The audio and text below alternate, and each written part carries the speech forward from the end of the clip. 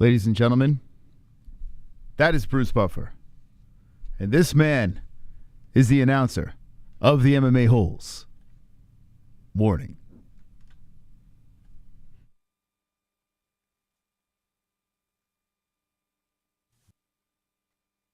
This is Bruce Buffer, and this is the moment you've all been waiting for. It's time for the MMA-Holes!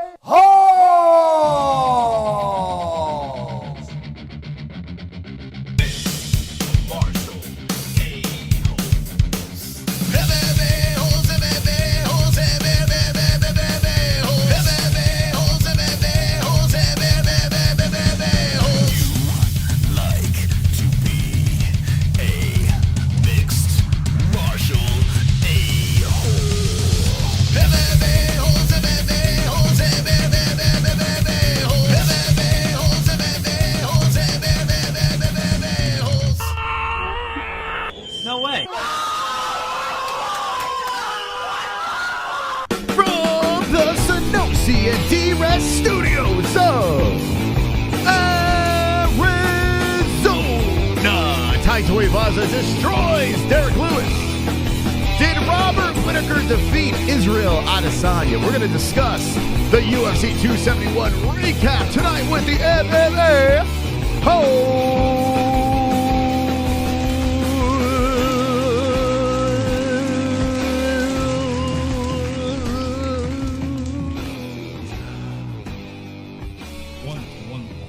Welcome to the Monday show, the MMA-Holes Hour. I hope everyone is wonderful. As we started the show, and this is 2 shows in a row where our system decided no audio, no thank you, but this time I got it a little quicker than last time, so I don't know what's going on. I gotta fix that pronto. So I'm gonna write a note to myself over here because, you know, that's what I gotta do. Write notes. Audio. D-O. So I'll be fixing that after the show. Okay. Let's get to it. So, yeah, we're live from the Sonosi and DIAZ studios. We are wonderful over here. And we're going to be discussing UFC 271, the aftermath. Adesanya defeats Robert Whittaker in the second time.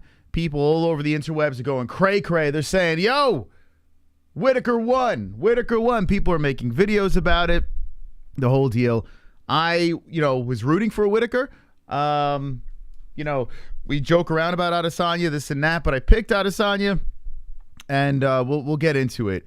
But the more I hear people say Whittaker won, and I heard Whittaker after the fight say, I thought I won that fight. I don't know how to do Whittaker's accent. It's an Aussie accent. I'm not prepared. But yeah, he was saying over and over in the post-fight press conference that he won the fight. And he just kept on saying it over and over again. And even if it was a close fight, I mean, when it's a championship 5-round fight and people think it's close, you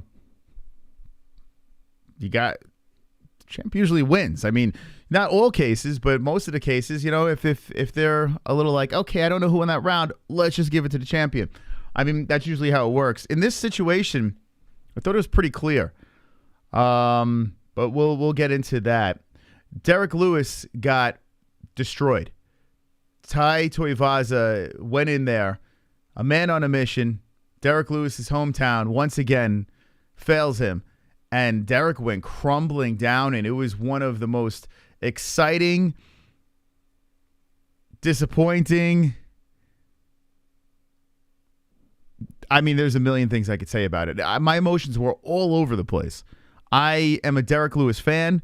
I don't hate Tai Tuivasa in any way. In fact, after Saturday, how could you not like him even more? I mean, this guy, he's something else, man. He's gone on some magical run over here. And to defeat Derrick Lewis, jumping up so many spots to number 3 in the heavyweight class, now people are saying, well, title shot time. Is Tai in the mix? Not yet, but, I mean, he's right there. And one falling out, one person not signing a contract, you have Tuivasa there as a title contender. So it's fantastic to see Tai in that situation. But let's start from the beginning and then move our way up. Welcome, friends, to the show. Hope everyone is doing glorious tonight as we are hanging with the fucking boys. Hanging with the boys. Okay, let's put this over here. Okay, so we're going to scroll through the Tapology, and we're going to start with fight number 1 and work our way up. I want to know how everyone's doing in the chat before we get going with our recap, and hopefully we could open up some phone calls later on in the stream. Let's see what we got here. Whoa. Yeah. Come on, B-Man. Come on, get loud, MMA-Holes in the crowd. Come on, get loud, MMA-Holes in the crowd. Got MMA-Holes in the crowd. MMA-Holes in the crowd. MMA-Holes in the crowd. B-Man coming in early. Carl the Lone Wolf's B-Day is tomorrow. Since we live today, let's all give a bigger woo in chat and wish Carl an early happy B-Day. Carl, you are awesome. Oh, wow. I did not know that. So, B-Man, thank you for the donation. And everyone in the chat, can we howl for Sober Carl? It's his birthday tomorrow, apparently. So,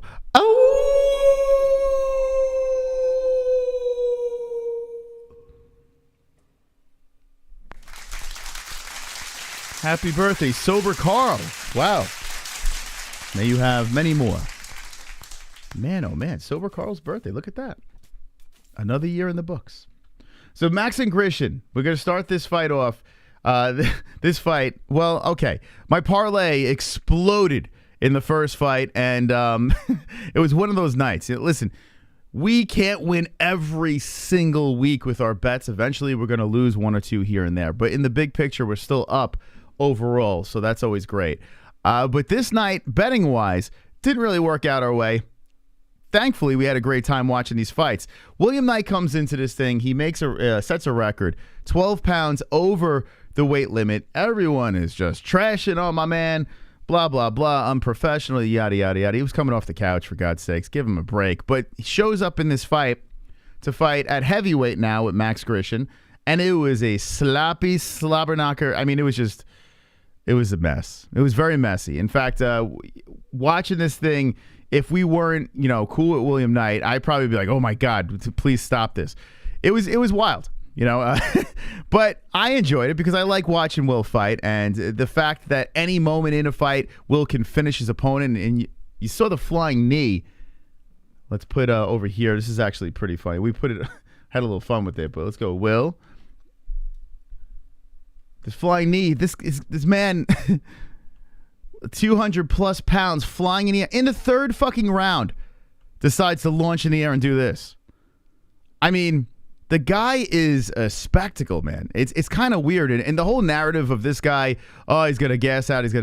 I think we could finally put it to rest. I know Jesse was playing with that a little bit on Saturday. Didn't happen again. The dude is in incredible shape. He really is a specimen. And here he is soaring through the air in the third fucking round with 12 extra pounds on his body and trying to put my man away with the flying knee. Like, the guy he's really something else to watch. But this was not his best performance.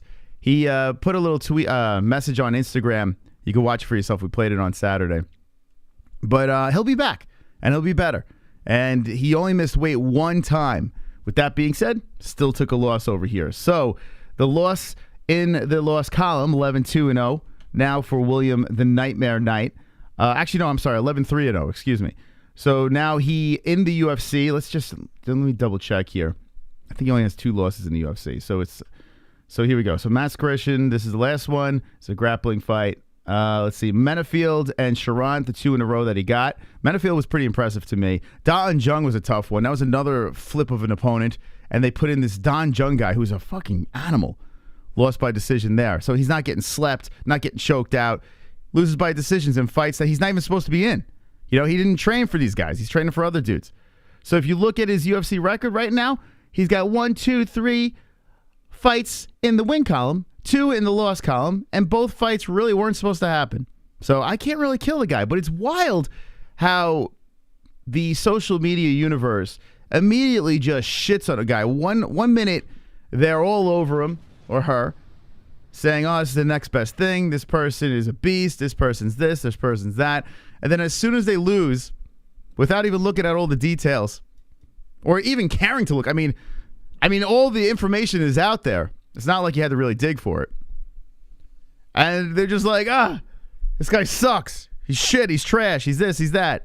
It's just crazy, man. It's really crazy how MMA fans are. But this is the world we live in, right? Where they're a tough crowd.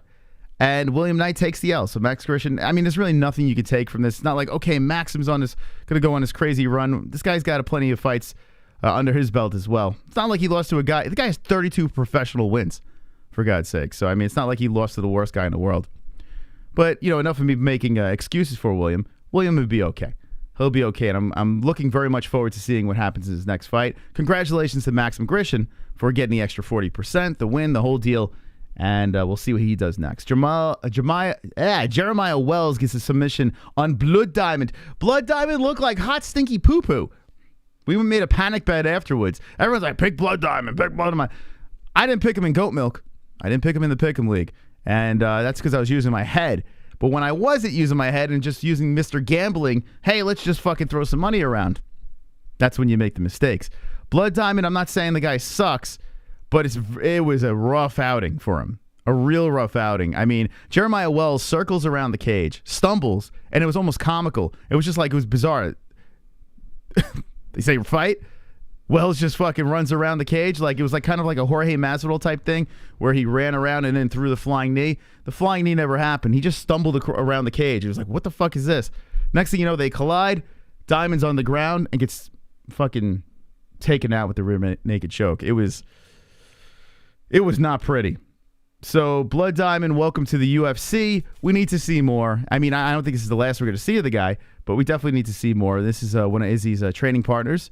So we'll see what happens. I mean, I don't have enough information to really shit on the guy. It just was a bad opening to his UFC career. Douglas Silva Andrade versus Sergey Murazov over here. Okay, so how about Andrade? The first round didn't start out too well for him. Hangs in there, comes in that second round and dominates. Just breaks down Murazov, smashes him with the rear naked choke. We got 2 rear naked chokes in a row. Crazy stuff here. Loved it. Underdog, coming back, getting the win. Shout out to the Brazilian. And I can't wait to see what's next for Day Andrade. Stacked up, yoked up, little Brazilian fella. And now he's on a 2-fight win streak over here. So we'll see what's next for Mr. Andrade. UFC 271 is what we're recapping right now. And now we move into Malkoun versus AJ Dobson. Dobson, a unanimous decision for Jacob Malkoun. Another one over here. Putting the green next to the name. This is a very close fight. Could have went either way, but looked very impressive in the win. And we'll see what's next. AJ Dobson was undefeated and didn't really look that great. Ronnie Lawrence versus Mana Martinez, another decision. And here we go. We got decisioners row over here. 3 in a row. All unanimous decisions. So Ronnie Lawrence gets the win over Martinez. Looked very good in that fight. We're going to move into the 6-1 over here. This is another training partner with Israel Adesanya. Fabio Charant. I don't want to shit on Fabio, man. I don't want to shit on him. But he's on a 3-fight losing streak. He hasn't won 1 in the UFC. And I just keep on feeling that they keep bringing him in there to lose over and over again. With that being said, Carlos Ulberg did not impress me in any fucking way. This is one of those guys that Izzy was saying was giving him a tough time in camp and blah, blah, blah. I wasn't impressed at all. In fact, let me go over to the Strike Center. You know, he clearly won the fight, but it was kind of lame, man. It was kind of lame. It was a dominating performance when you look at the stats. Let's pull this up over here. Hey, producer, can we slide those in? There we go. Thank you. Let's slide those stats in. Appreciate that. I'll get that in the box over here. Yeah, so he's 71-13, 66-13. I mean, you look at this, it's completely lopsided. There were moments in this fight where Charant cracked on Ulberg, but nothing really harmed him. More damage was shown on the face of Charant. He looked terrible after the fight as well. So, I mean, Carlos Ulberg gets an easy one. Super easy one. And also collected 2 takedowns along the way. 1 along the board. Nothing really to go crazy over. But you put him up against someone else that's, you know, of substance. I don't know how he's going to do. He's a big kid. He's 6'4". You know, he's only 31 years old. But he lost his fight before Charant. And the last one before that was the Contender Series where he looked impressive in the first round. But we still have a lot more to see. Who knows? Maybe he's got to get, you know, a little momentum. Does anyone believe in this guy, Carlos Ulberg? He's a good-looking gentleman, right? Great-looking guy, great physique, the whole deal. He's got the IZZY backing as well. But at the same time, I haven't really seen enough in the UFC to say, okay, is this guy going to be a prospect? There's certain guys and gals that come in the UFC where you're like, oh, I can't wait to see that person's next fight. I could give two shits about this guy from what I've seen so far. But let me know in the chat, are you a believer in Carlos Ulberg? Never bet on Black Beast, LOL, but for someone to get his light shut off, he sure did a good job at breaking his fall with his right arm. Still, I'll never bet against Beast. I mean, yeah, Black Beast is... Yeah, listen, making bets on heavyweight is always going to be super risky, you know? All these guys got power. I can't believe JBM tried to catfish you. I mean, I'm telling you, Manny, I'm still trying to collect my lawyers, put them together, and do something about this. Izzy got the hots for him. That's it. Yeah, I did notice that. They were very intimate with each other in the Contender Series. He broke it with both arms. Let's see. Yeah, tinfoil time. Okay, so are we saying Derrick took a dive? We'll get to that fight soon. Oh, my God. Are we really saying this? Come on. Oh, my God, please. Please tell me that's not. All right, let me roll through this over here. Let's get into. So Robert Whittaker apparently won his fight, and Derrick Lewis took a dive. Is that the narrative we're going here? Okay, let me blast through this so we can have some fun with this. Kyler Phillips looked fantastic over Rojo. Got the submission in the third round. I mean, it was a good scrap back and forth. A lot of fun. Split decision over here. Casey O'Neill caught some heat from the fans. Gave a little Raging Al performance at the end. I like the side-by-side that they threw on the internet. But Casey O'Neill's, she's legit, man. She's undefeated. She's playing a little bit of the heel here. But good for her mouthing off to the fans. I mean, all right, you wanted Roxy to win her last fight. She wasn't going to. It went split decision, close stuff, whatever. But, Roxanne moves on to her next life, and Casey O'Neill is a young prospect that we really have to keep an eye on. She's tough as nails. Andre Arlovsky gets a split decision on Jared Vendetta. By the way, Jared did pretty good in the fight for the most part. He showed up. He actually overachieved. That's Sam Alvey's guy.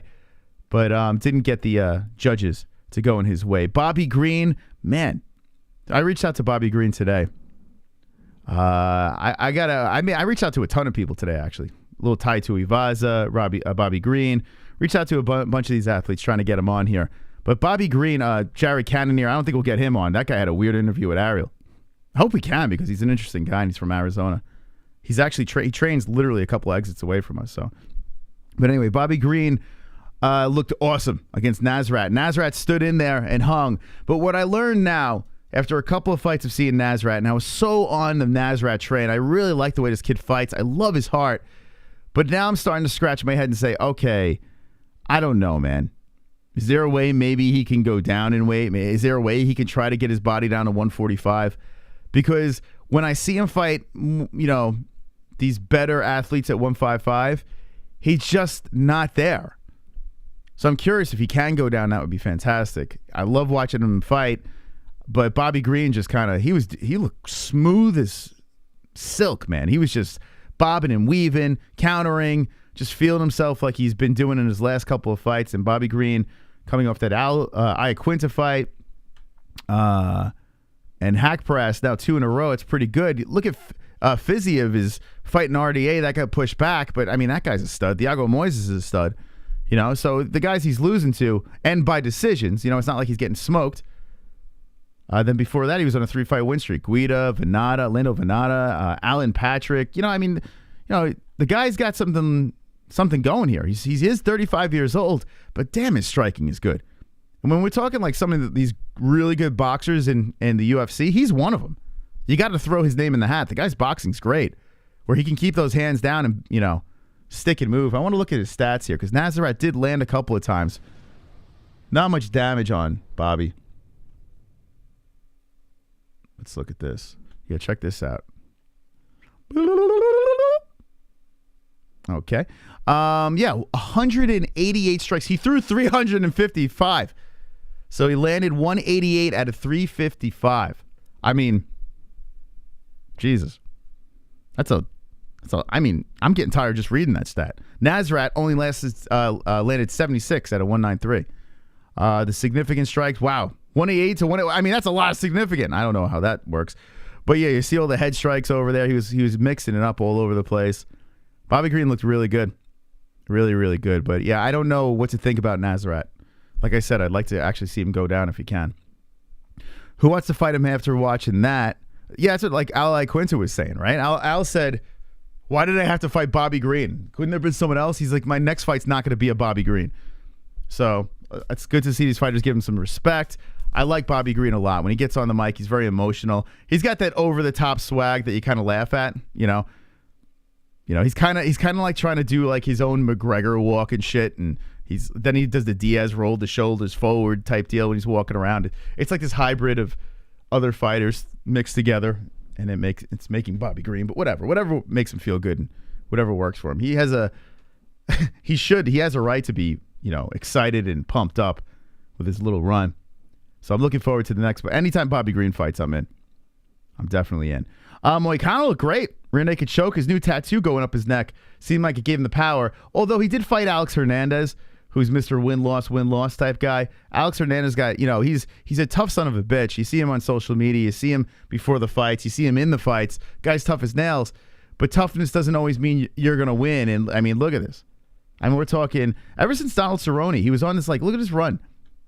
He comes into the UFC. Actually, realistic, he only had 2 UFC wins coming in. And then he lost to Cerrone. So, I mean, look at that. 2 wins. He beat Dariush. How about that? Knocked him the fuck out. I completely forgot about that. So he beat Beneil Dariush. I mean, what a way to open up. Then comes in against Mercier, who's a tough dude, right? From Canada over there. And then comes into Donald Cerrone. So the UFC was like, okay, third fight, let's throw you Donald Cerrone in 2019. You know, Donald's still a pretty big name. Donald fucking takes him out. Then he bounces back against Trinaldo, which honestly, I got to be honest with you, this decision over here was unanimous. I saw Trinaldo doing pretty well in that fight. You know, but he got the win there. Drew Dober destroyed him with punches. Then he bounces back and takes out Grutzmacher, loses to Thiago Moises, then bounces back against a guy that literally came off the couch. Wasn't even a UFC. I don't even know if he was a UFC fighter or whatever, Mike Breeden. And then loses to Moicano. So Alex Hernandez he's kind of just dangling. You know, he's dangling around. He's still pretty young, right? He's only 29. But I don't know how much is left when it comes to the UFC. I mean, he's game. He's always fun to watch. But, you know, he's one of those guys it's got to be on the cutting line, you know? So I hope he bounces back. He can pull some shit together, regardless of the fact Moicano looked awesome. Moicano now 16-4-1. And he's on a 2-fight win streak. That was a grappling match. But to out-grapple Chase Hooper is interesting. Another one that lost to Fiziev. Just how good Fiziev is. Him versus RDA. By the way, RDA wins, in my opinion. Hey, Mosh, you should try to get Dustin Poirier on the show. He goes on Teddy Atlas often. He seems to be very genuine. Yeah, he seems to be an excellent guy. And he put that tweet out that I found hilarious. Where is it? This is really... I like how he pokes fun at himself. And like, we put this tweet out and said, okay, Dustin grew a personality. By the way, hit the like button, guys. I forgot to share this on social. I completely slipped my mind. Too much shit going on. But so Dustin Poirier tweets this. Someone puts out there, giving birth is the second most painful thing a human can experience. The first is being burned alive, right? And then he puts, you ever lost 2 title fights by rear naked choke? I would love to interview Dustin. I mean, we do have ties through Florida and stuff like that with coaching and whatever that, you know, that could intertwine and get to Dustin. Here's the thing. I don't know if he'd do it. I really don't. He does a lot of these top shows, and that's it. He seems like he doesn't want to be bothered anymore. So, hey, if Dustin's willing to come on our flying circus. We'll ask you dopey questions. We'll have some fun. But I probably would say he's not coming on. And you know why he's not coming on? Because shit like this. Can't handle this.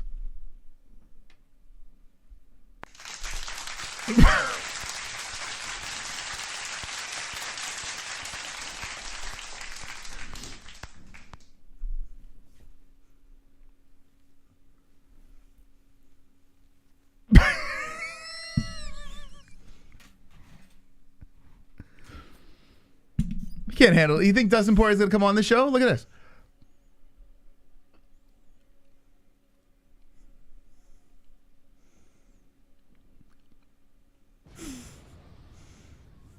Thank you. Carl Grace has become a member, baby. Actually, a member. He's been a member over there. He's a green belt. Thank you, Carl.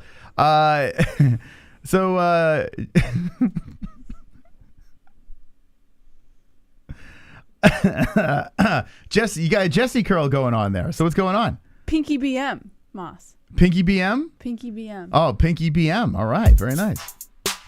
Pinky BM in the house. Wonderful, wonderful. Never making a bet on a heavyweight fight again. I did 2 shoeys in one fucking night. I was sick Sunday morning. Fuck you, Ty. What's Jesse's doing? What's happening? Well, I guess you got to tune into our Friday show because there was a deal that was made from Roberto Hernandez, and Jessie is a woman that honors her bets, or I don't know. I don't know what you want to say. I'm a loss for words over here, but got the Jessie curl going, and very nice. Jess, how you feel like this? Feel wonderful, wonderful, Moss. Feel wonderful, wonderful. Okay, Wonderful, very good. Very good. Okay.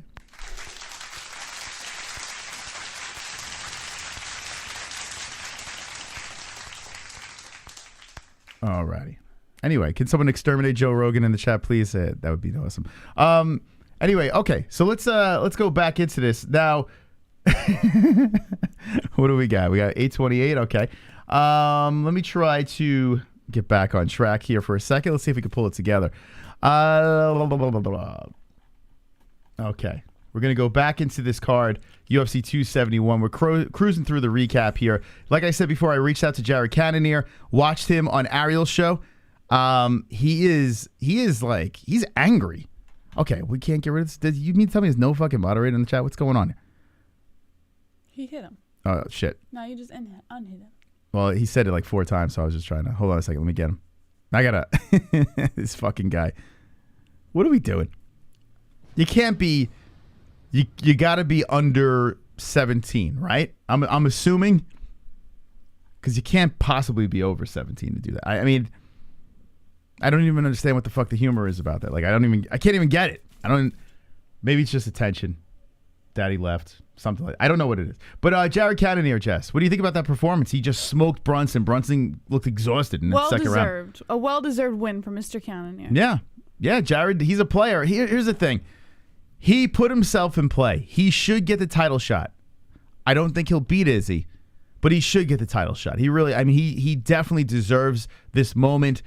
But if you ask me who would you rather see, I have to be completely honest, completely transparent. I would still rather see Sean Strickland just because of the shit talking, the whole deal. Like, I wish Sean could skip the line because I would love to see the whole lead up to that fight. Maybe Cannonier versus Adesanya would probably be a better fight to watch, but the lead up alone, Strickland would be more fun for me. Let me know in the chat who you'd rather have, but Derek Brunson is done, man. That's it. That's it, man. He said 2 more fights.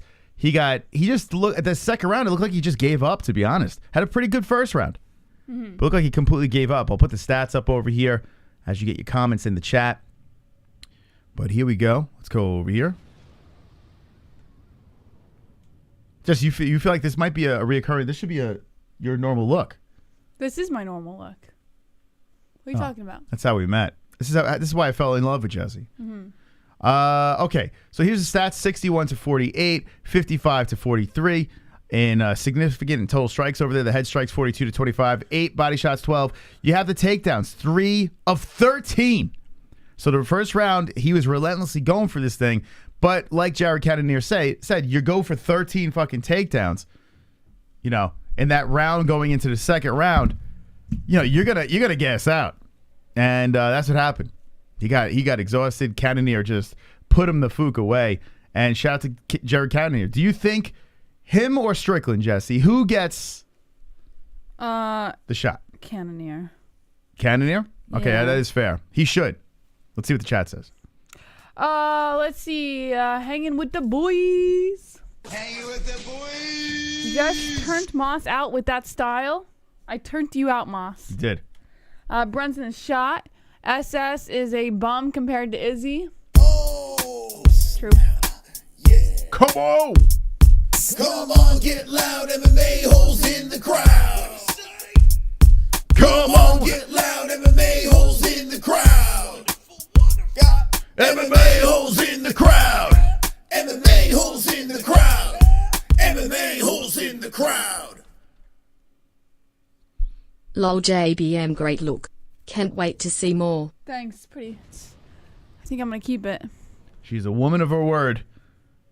How's it feel? It's tight around my head. I can feel my pulse in my head. Wow, if it's tight on your head, that thing's not going to fit on my head. Yeah. I'd like to try it on, though. You want to try it on? No, I don't want to stretch it out with my big noggin, but I would like to. One day, I don't know, maybe on Fuko Friday, if I am losing, I wouldn't mind. Oh, it's a very good look. Did you always want a Jerry curl? Always. It looks good. I dreamed of this day. Kind of like Howard Stern a little bit. You think so? Yeah. Yeah, what did Ellie say? Did you put her to bed like that? Yes. Yeah? No. I can't think. You look like somebody. You look like that actor. Who is that actor that plays in those cowboy movies? Old guy. He's been around for a while. Has that mustache. It's like, I don't know. He's a good actor. Anyway, I can't think of his name. Okay, let's move on. All right, let's get to the co-main event here because, I mean, Jesus, we're running out of time, for God's sakes. Tai Tuivasa. Let's fucking go. Jesse, were you surprised when you saw this? Yeah. I expected Derrick Lewis to take the win, man. You did, huh? Yeah. Well, he didn't. First round, Derrick Lewis went for 2 takedowns. I mean, he went for 4 overall, but 2 takedowns successful for the Black Beast. And in fact, the Black Beast was looking pretty damn good. He was connecting on Tai Tuivasa's face. I thought it was over for Tai. There are images floating around online where Derrick was just smashing the knuckles into the forehead and the cheekbone and the chin. And Tai was just absorbing it like it was nothing, then swinging off the fence. The younger fighter weathers the storm and then comes back and knocks out the Black Beast, something we've never seen before. Derrick went down, and it felt like it was like a slow motion thing, right? Did it not feel like he was falling in slow mo? Yeah. That's why when I said, did he get knocked out? Because I didn't like... It didn't seem real. Like, I thought that he was just kind of like, hurt a little bit, maybe stumbling over. That's how slow motion it was. But once I realized he was knocked out, I was like, what the fuck just happened? Yeah, it was weird. It was it was definitely wild to see. But it was something that was like, it was like a magnificent moment. If the card ended right there, I'd be completely satisfied. That was amazing. An amazing performance by Tai. Something that, listen, we can never dismiss, because they're heavyweights. Heavyweights have power. Now, we put our clip on Instagram. If you are new to the show and you didn't see our reaction, caught a little heat myself because people are like, oh my God, so unprofessional you acted. Motherfucker. We're fucking fans. Who said that? Yeah, people say things. People say that. We are fans. And I got to be honest with you. I felt like I was having an outer body experience right there. I saw Black Beast, which is one of my favorite fighters, just slowly crumble down to the mat in dramatic fashion, and Tai Tuivasa like a G just walking off towards the cage. I'm like, what? How the fuck is a fan supposed to react to something like that? It's like this.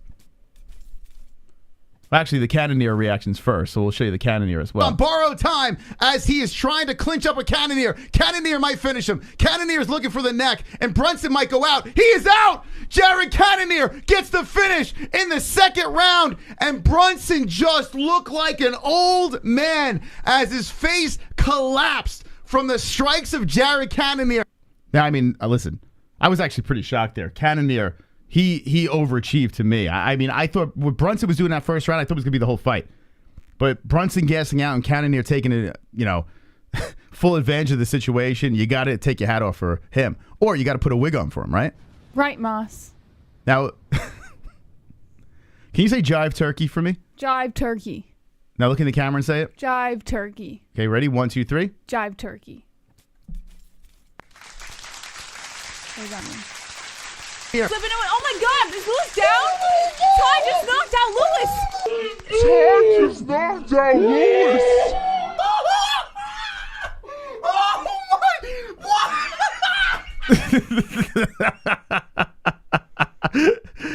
I'm fucking having a heart attack in the background. Look at Jesse's face.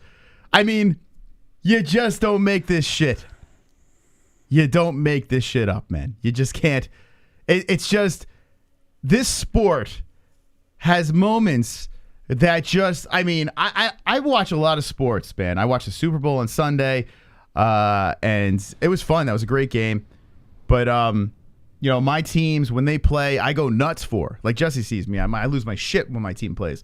But this sport, for some reason, pulls such a raw, ridiculous emotion out of me. I feel like I'm a child. Like I don't know what the fuck it is. But watching Tai Tuivasa plant Derrick Lewis like that, something that I didn't think I was going to see in my lifetime, to be honest. It was amazing. Right? I mean, that was something else. No way did I, for some reason, it was possible that it happened, but for some reason in my head, I just didn't see any way that was going to go down like that. And it did, and I was like, wow, man. Could you imagine being in the crowd there? Houston, your boy goes down like that. It's just not good. I'm trying to take this serious, but I can't, Jesse. I can't. I don't know. Take what serious? I don't know, Jess. That mustache, it's just turning me on. Maybe it's because it's Valentine's Day. What do you think about Ariel's sunglasses in the background? You like those? Love them. Yeah, he's got his little Valentine's Day sunglasses. Yeah. This is how we celebrate Valentine's Day. We're very romantic over here. Let's see what the chat says about Tai Tuivasa, Derrick Lewis. Tuivasa is a freaking joke. He got gifted that WWE match. Tai versus Guns is Bill Skirt. Jay Doe says, ask the Jessica Moss. Dark Matter, dropping the emojis in the chat. Manny C says, you guys should kiss. Laugh my ass up funny. Yes, a cut above amen, says Mike. Fugali, Jesse, you look so hot. I know. Right?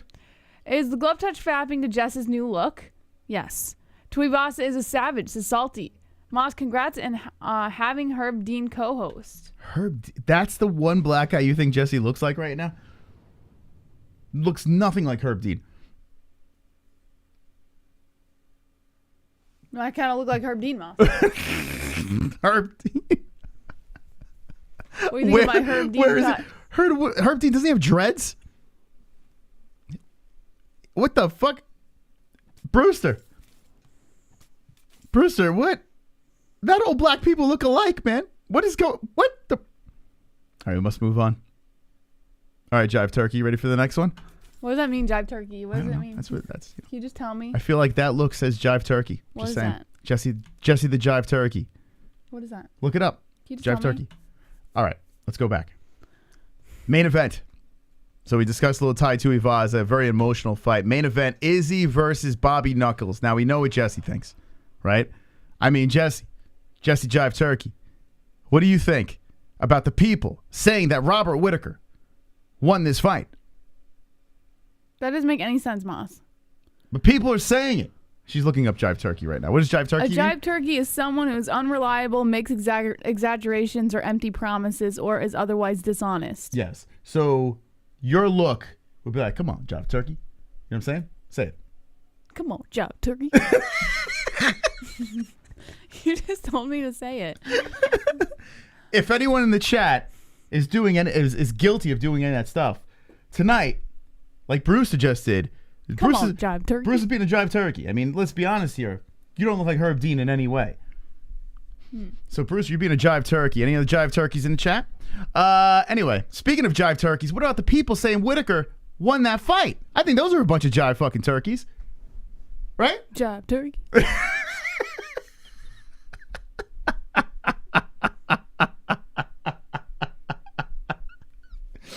I mean, how many fucking Jive Turkeys are out there in the chat saying that Robert Whittaker won that fight? Can you drop a turkey in the chat? If you think Robert Whittaker won this fight, drop a damn Jive Turkey in the chat, because I'm telling you this, I don't. And as much as it would have been beautiful for me to see Robert Whittaker win this fight, and here's the thing I hit on the head. When Robert lost the first fight, immediately after he lost, I guarantee if he runs it back, it's going to be a way different fight. I guarantee Robert Whittaker's going to make it a competitive fight, and he did. But as the fight got closer, I couldn't pull the trigger. I didn't get enough information from Bobby Knuckles, so I had to stick with IZZY.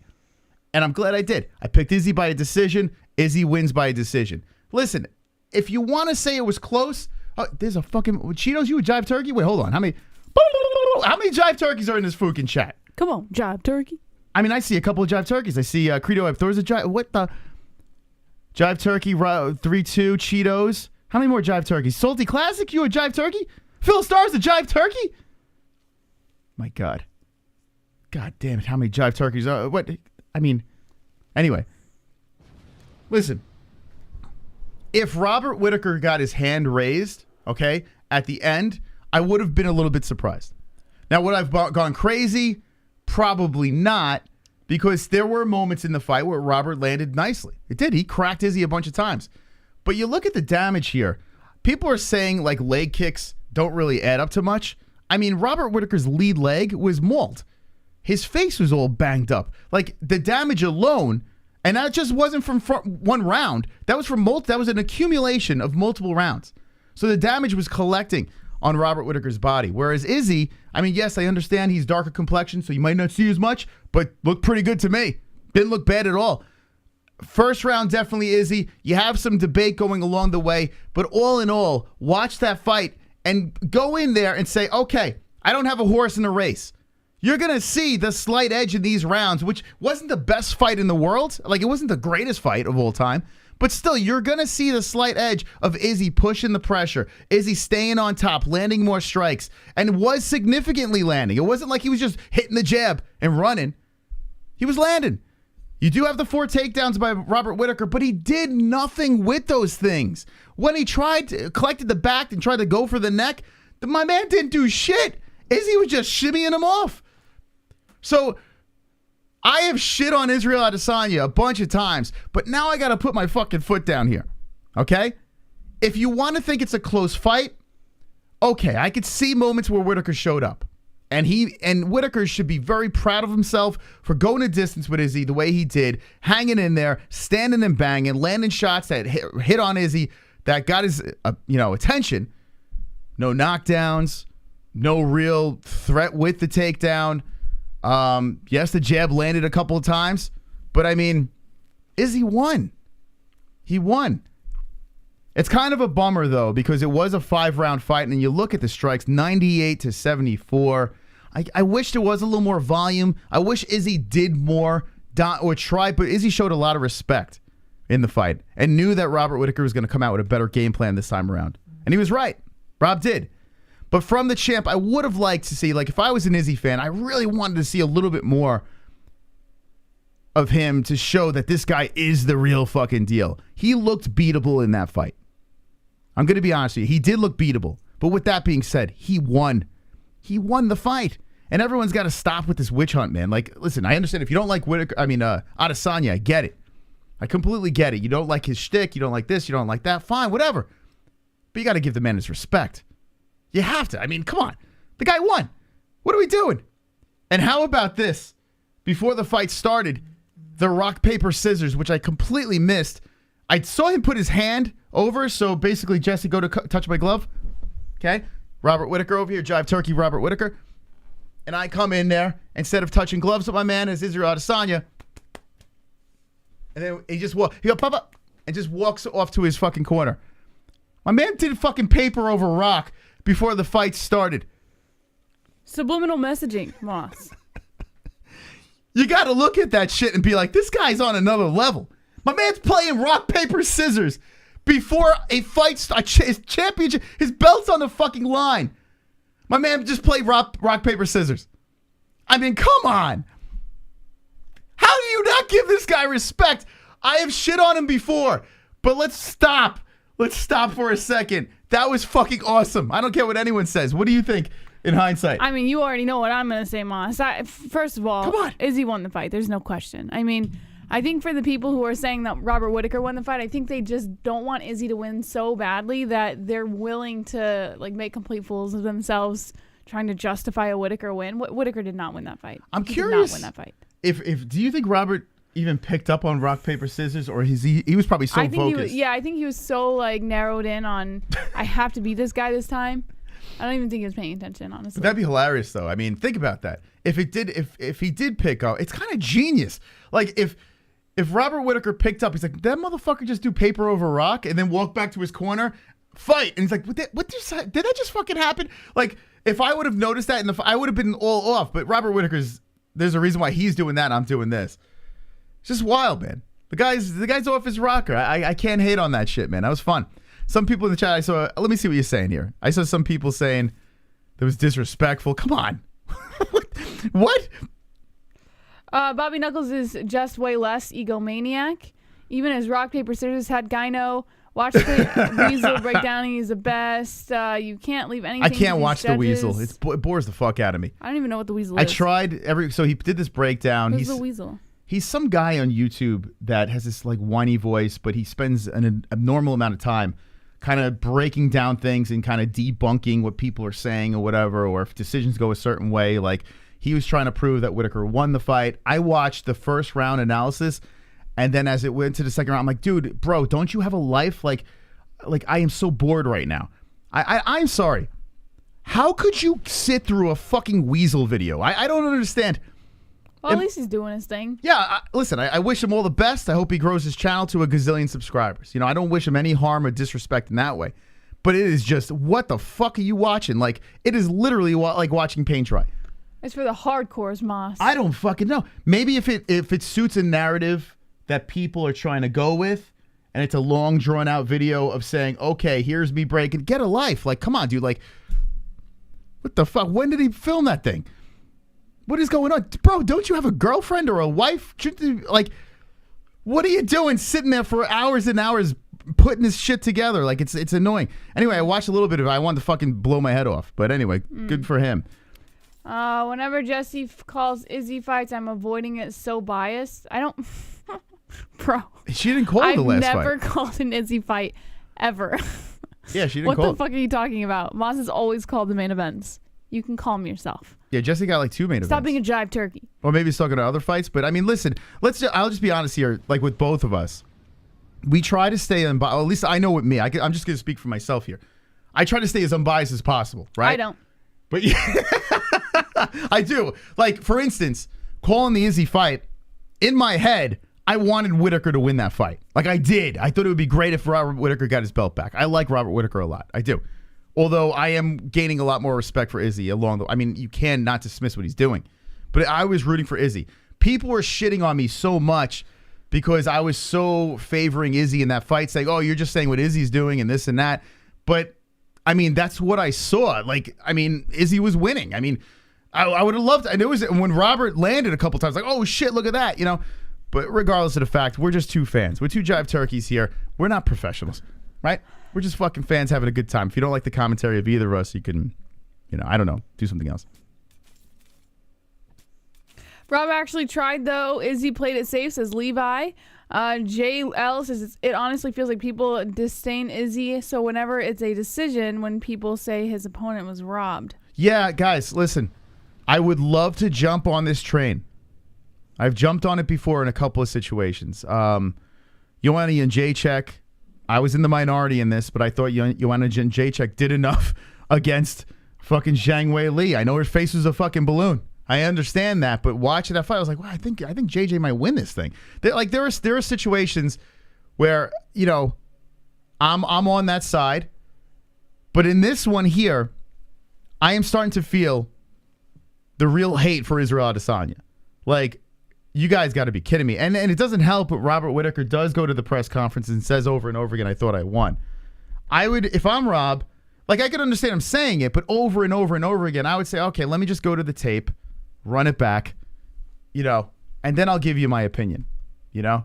But it is what it is. I mean, what are you going to do? He's upset. He lost. He spent a whole training camp for this moment. He fought fantastic. Just didn't get the nod. And you went to a fucking decision, bro, against the champ. You left it to the judges. If you really want to win the fucking fight, finish him. You know, if you're in a quote-unquote close fight, don't bitch and complain about the judges. Should have finished him, or you should have did more. You know, I mean, that's just how it should be. But the fans are latching on to that, and they're, you know, I like Whittaker. I do. I still like Whittaker a lot. I still will root for Whittaker. I think he beats pretty much everyone else. But in this situation, he lost. Suck it up, bros. Like, what are we doing? Suck it up, Buttercup. Super chat. Suck it up, Buttercup. Dark Matter.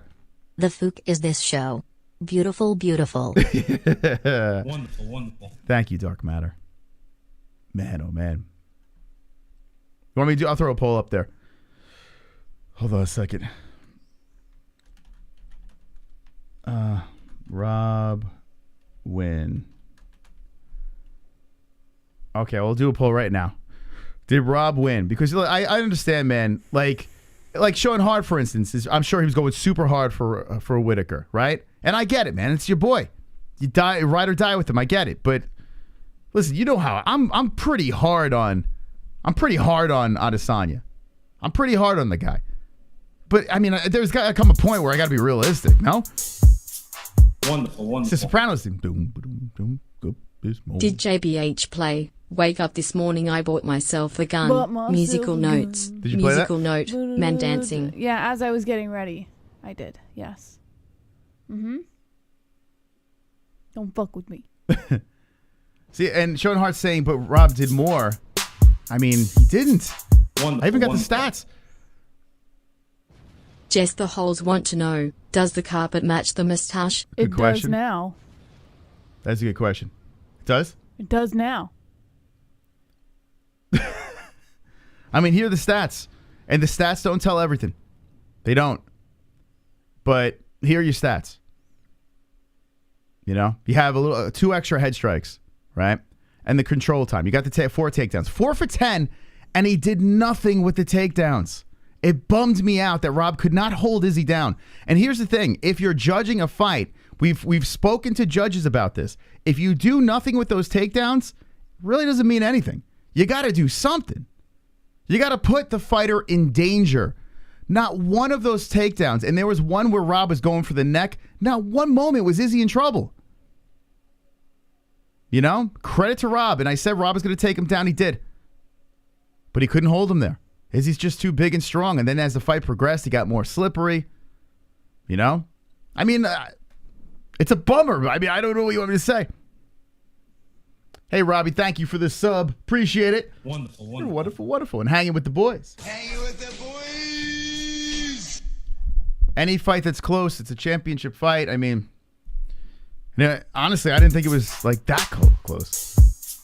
Wonderful. Most blatant racism on display by linking that saying to the way Jessie looks because she looks black. Oh wait, Most, yeah, I agree. Jessie, you jive turkey. I'm just trying to bring back jive turkey, you know? It's a lost saying that we need to bring back, and what better way to do it than with a Jessie curl, you know? Jive turkey.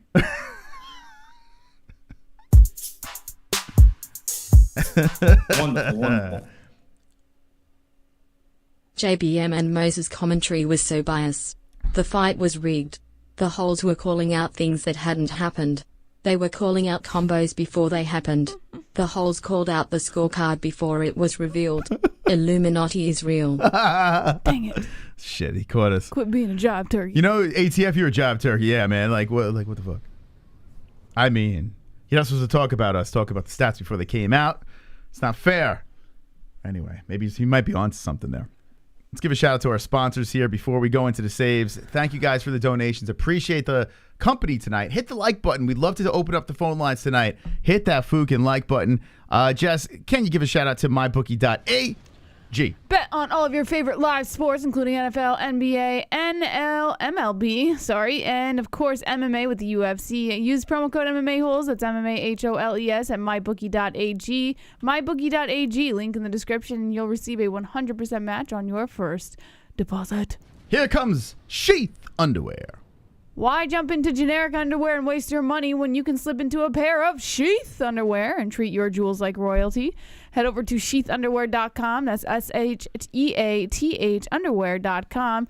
Use promo code MMA-Holes. That's promo code MMA-HOLES for 20% off of your entire purchase. And Head Rush. Head Rush is provider of the highest quality authentic apparel for lifestyle, MMA, and action sports enthusiasts. Head over to Head Rush with the link in the description below. Use promo code MMA-Holes. That's promo code MMA-HOLES for 20% off your entire purchase. All right. Thank you to our sponsors. And ESPN Plus is how you can watch those fights. So use our link in the description down below.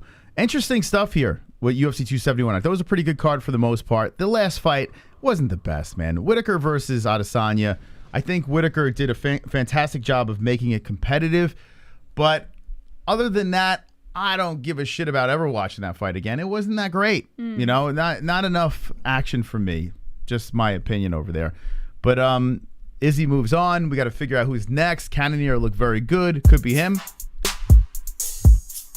Wonderful, wonderful. Let's add this to the save. I watched the fight without sound and thought Whittaker won. As a matter of fact, everyone I watched it with thought he needed the 5th to win. I would have been okay with a draw. Whittaker left it up to the judges. Props to IZZY. Yeah, and that's the thing too, right? If you think it is a close fight, I know it's not legit that, hey, close fight, you know, the fight always goes to the champion. We've seen Mighty Mouse lose his belt in a close fight, which I thought he won that fight. So not every situation is like that. But most situations, if it is even remotely close, chances are the judges are going to give it to the champ. There are exceptions out there, but most likely that's the case. In this fight over here, there were moments where Robert Whittaker did look good. He did land. He was connecting that jab. He was finding his range. But, I mean, his leg was getting fucking mutilated. His face it looked like horse shit compared to Izzy's face. I mean, the damage was there. The fight just progressively went on, and IZZY just walked down Whittaker. Whittaker was constantly moving back and circling around, and it was just like... Now, if Whittaker was the one walking down Adesanya and the stats stayed that way, it might have mentally put me in a different mindset. But IZZY outstruck him, was walking him down, created damage throughout the entire body, almost chopped him down like a tree. Every takedown didn't mean jack shit to IZZY, so you can't really even take those into consideration. I mean, I don't know what you want me to say, man. I don't know. But anyway, we're going to do Save the Show, okay? We got 5 minutes on the clock. I'm going to add those 2. Every donation that comes in from this point on that supports the show, we're going to extend the show that much time. Hopefully we can extend the show tonight, get some phone calls. Love to talk to the people tonight. It's a great topic. So a lot of good topics to talk about. So we're going to start this clock. When it expires, that's it. 2 minutes are on, so we got a guaranteed extra 2 minutes. Are there more heroes out there? Let's go.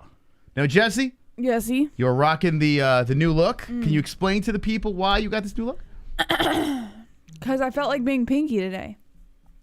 No, Roberto, on Food Got Friday, Roberto and I had a deal that if he let me win Food Got Friday, I would be Pinky on the next show. There you go. So that's why Jesse. So Jesse, what is this supposed to be for the week? I think it's for the week, right? So whatever guest we get on, it's going to be interesting. I'll be Pinky for, You know, I just feel so special. Perfection here. B-Man! I've got a special face.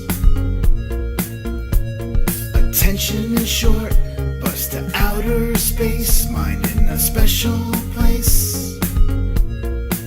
GSP abducted me, I'm from an alien race. Special face.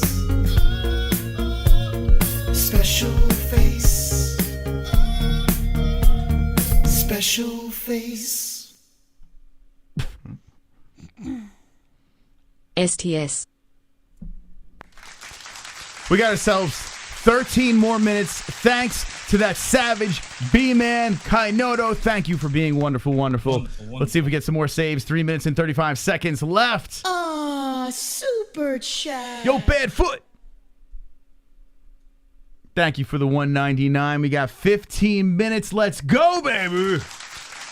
They are coming together, trying to be heroes on a Monday night to take some fucking phone calls. And we got 15 minutes. Oh my God, B-Man! He is going crazy tonight. That is 35 minutes. Come on!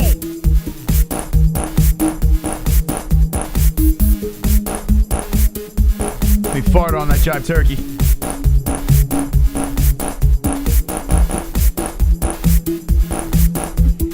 you're all sweat. Yeah, baby. STS. Is B-Man the biggest fucking hero tonight? I mean, B-Man has been going in ham with the donations, dropping the 20, putting in that 35 fucking minutes, 2 minutes and 35 seconds in the chat. If you want to donate, hit the Streamlabs link in the description, play a goofball song, and that is actually made from my farts. Don't be a jive turkey. That's right. Look at that, B-Man. Now I get why men like doing this so much. It's actually quite calming. What, stroking the mustache? Yeah, it's calming. It is common. You know, like when you're thinking and you're like, it's a good question, Moss. Let me think about this for a minute.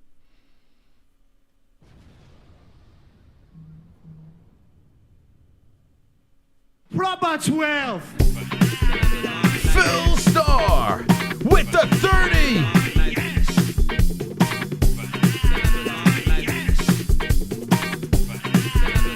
Whoa, boy. Come on. Proper Let's go. Proper 12. Fucking Phil. Let's go. Lego. That is 65 minutes courtesy of Phil Starr jumping in. Yo, we're getting some phone calls tonight. We're extending the show. The poll is in there. Drop your vote. 62% say, let's see, did Rob win? 62% are saying no in the poll. So, I mean, it's not very close. Super chat. Dark Matter. Couple of creeps. That's true.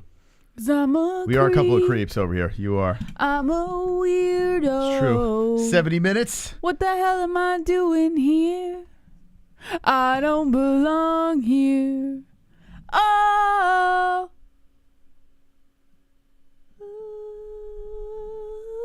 CBD. CBD. CBD. CBD. CBD. CBD. CBD. CBD. CBD. CBD. CBD. CBD. CBD. It helps with healing process and inflammation and stuff like that. So you want to get these for before or after the fight training and make your life a better place. Izzy fought safe. Rob fought scared. Izzy had the middle. Shalom. There you go. STS. Thank you. Hey, Jeremiah, thank you so much. 74 minutes of extra time. Let's go, baby. 5 seconds left on the clock. Will there be another hero before the buzzer is done? Thank you to all the MMA holes. We got some more show to get to tonight. It's going to be absolutely glorious to hear the beautiful voices of our people, those MMA holes. Wow, Jeremiah, thank you very much. Look at that. Dark Matter, Phil Starr, B-Man, Badfoot, BJ, everyone that jumped in tonight. Thank you so much. Phil Starr, baby, yeah. Kinoda. Wonderful, wonderful. Jesse looking like they injected Janjaroba with a Pfizer mRNA beauty vaccine. Save the show. Bat chest. Go Kinoto. An hour and 16 minutes. We ride for an hour and 16 minutes extra. Say thank you to this great community over here keeping us going and flowing. When we come back from this brief break, we will be opening up the phone lines. The MMAHoles.com Discord is how you can call in. We're going to take the Patreon callers first. Then we'll roll into the open Discord on the MMAHoles.com. So let's go. Here we go. Phone calls. We'll be right back. My name is Mystic. What's your name, and how can I help you? No, I mean, this is Lone Wolf, a.k.a. Allheart, a.k.a. Lone Wolf, a.k.a. Silver Carl. How's it going, Silver Carl? Wonderful, wonderful. Yeah, my name's Casper, and I'm a ghost. Sean, how are you tonight? Fine. Which one's having? Yo, drunk, what's up? Yeah, this is DIAZ. I have an addiction problem. Okay, well, this is a real gamer. Man, your voice sounds a lot faggier on the phone. Hey, it's MJ, the artist formerly known as Kevin Lee. How you doing? Hey, my name's Dan. I got a question. Yo, Sanosi. What's up, Snozy? What's up, you guys? It's Justin James. Hey, guys, it's Kevin from Denver. How you doing? Wonderful, wonderful. Hello, Mustafa. 832, you're live with the MMA holes. What's your name and what's on your mind? Hey, what's up? It's Pulse. What's up, Pulse? Hey, Pulse. Clock. Hey, it's good luck. Alexander. What am I, chopped liver? We're celebrating. Ole. Yeah, baby. 617, you're live with the MMA holes. What's your name and what's on your mind? Michael Antimo from Boston. No way! Michael Anzalone, you just gave me butterflies when I heard your voice. Michael, welcome to the show. Huh? It's the knitter. Hello, guys. How you doing? Hi, Jesse. Hit the like button, you folks. This is the double champ. Yeah, I want to talk to you. You know I'm not big on talking about fighters that much, but... This is Jeremiah. Hey, it's Kevin from Chicago. Nothing. Gotta talk about these fights real quick. It's Michael. Jesus Christ. I'm over here trying to stay awake and shit. Jesus. Oh, my God. Yeah, it wasn't doing it for you, huh? Like, no one cares, Justin. Who the fuck you talking about? Brooklyn Dodgers? Who the fuck them? I don't give a shit about them. Yeah, he thought the Brooklyn Dodgers should be the ring girl of the year. All right, That horse. Okay, Chrome, thank you. Wait, he has stuff to talk about. He's making fun of Justin first. Don't hang up. Hey, anything else? Stay white. Okay, so there's no phone number. There's just Discord is how you can call in. I do want to show something before we get into the phone calls. Okay, let's get our last fight reaction for those that saw it. It was the last video on the channel uploaded. Whoops, drop that. Let me just pull it up real quick. Always got to do something every stream behind the scenes because Google is a PP. They are a big PP. I have to request reviews every time we go live. It's so annoying. Okay, here we go. So someone timestamped this, and it was so funny because I didn't notice it. I didn't notice it while we were streaming. So if you go to our YouTube channel, which we're on right now, we don't have a Discord command. I don't know. I don't even know how to set up a Discord command, to be honest. But go to the MMA-Holes.com. Just go to our website. There's a link in the description. Okay, let's go to videos. Okay, here's our fight reaction. By the way, our thumbnails are becoming fire.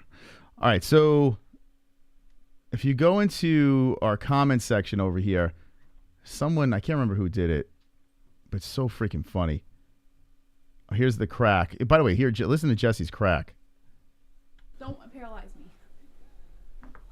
Woo! Did you guys fucking hear that, man? Like, Jesse's got some popping and clicking going on here. Don't paralyze me. That's insane. Anyway, that wasn't what I was going for. Keep timestamping things if we've missed it or we didn't pay too much attention to it. Let's see. Glove touch coming in. Yeah, we had a bunch of shoeys that came in. Shout out to the people that dropped the shoeys on our stream. Where's this timestamp? How am I missing this? What the fuck is it? When Jesse was creeping. Where did it go? Did he take it off? Oh, here it is. Ryan. Watch this. Now, keep an eye. So this is when the fight started. Keep an eye on Jesse's face. So this is right when Robert Whittaker was looking to try to grab Israel Adesanya's belt. The fight's just begun. And just check out Jesse for a second here. Let's see if you can figure out what's going through her mind. Just go at it. All right, Izzy crouches down. Round 1 of 5 is about to get going. Hit the fucking like button. And round 1 has begun. Whittaker, Adesanya. Now, Robert Whittaker was very aggressive in that first fight, and Izzy capitalized. Can Izzy capitalize again with the wide legs, throwing the jab out there? Both fighters just feeling each other out early. As Whittaker circles and tries for the leg kick, misses. As Izzy steps in. Jesse, what the fuck is going on? What is going through your mind here? What is going, like, what is this evil grin that's happening? Now, Robert Whittaker was very aggressive in that first fight, and Izzy capitalized. Can Izzy capitalize again with the wide legs, throwing the jab out there? Both fighters just feeling each other out early. As Whittaker circles and tries for the leg kick, misses. As Izzy steps away. Adesanya steps away from another leg kick by Knuckles. Izzy looking to throw his leg kick, and that misses Robert Whittaker. Whittaker backs up, circles, resets. What are you laughing about? So what was going through your mind there? Like, you were really... There was something that was really tickling you. Were you surging? What was happening there? Jive turkey. You were being a jive turkey? Oh, God. Shout out to Ryan for timestamping that. Like, these are things that we miss while we're streaming, but that's fucking hilarious. All right, anyway, let's get into the phone calls. Let's call the peoples. They're saying you're intrigued. Is that what was going on? That was some jive turkey right there. You being a jive turkey? Okay, that would be hilarious if you were making that. Can you make that grin with this look?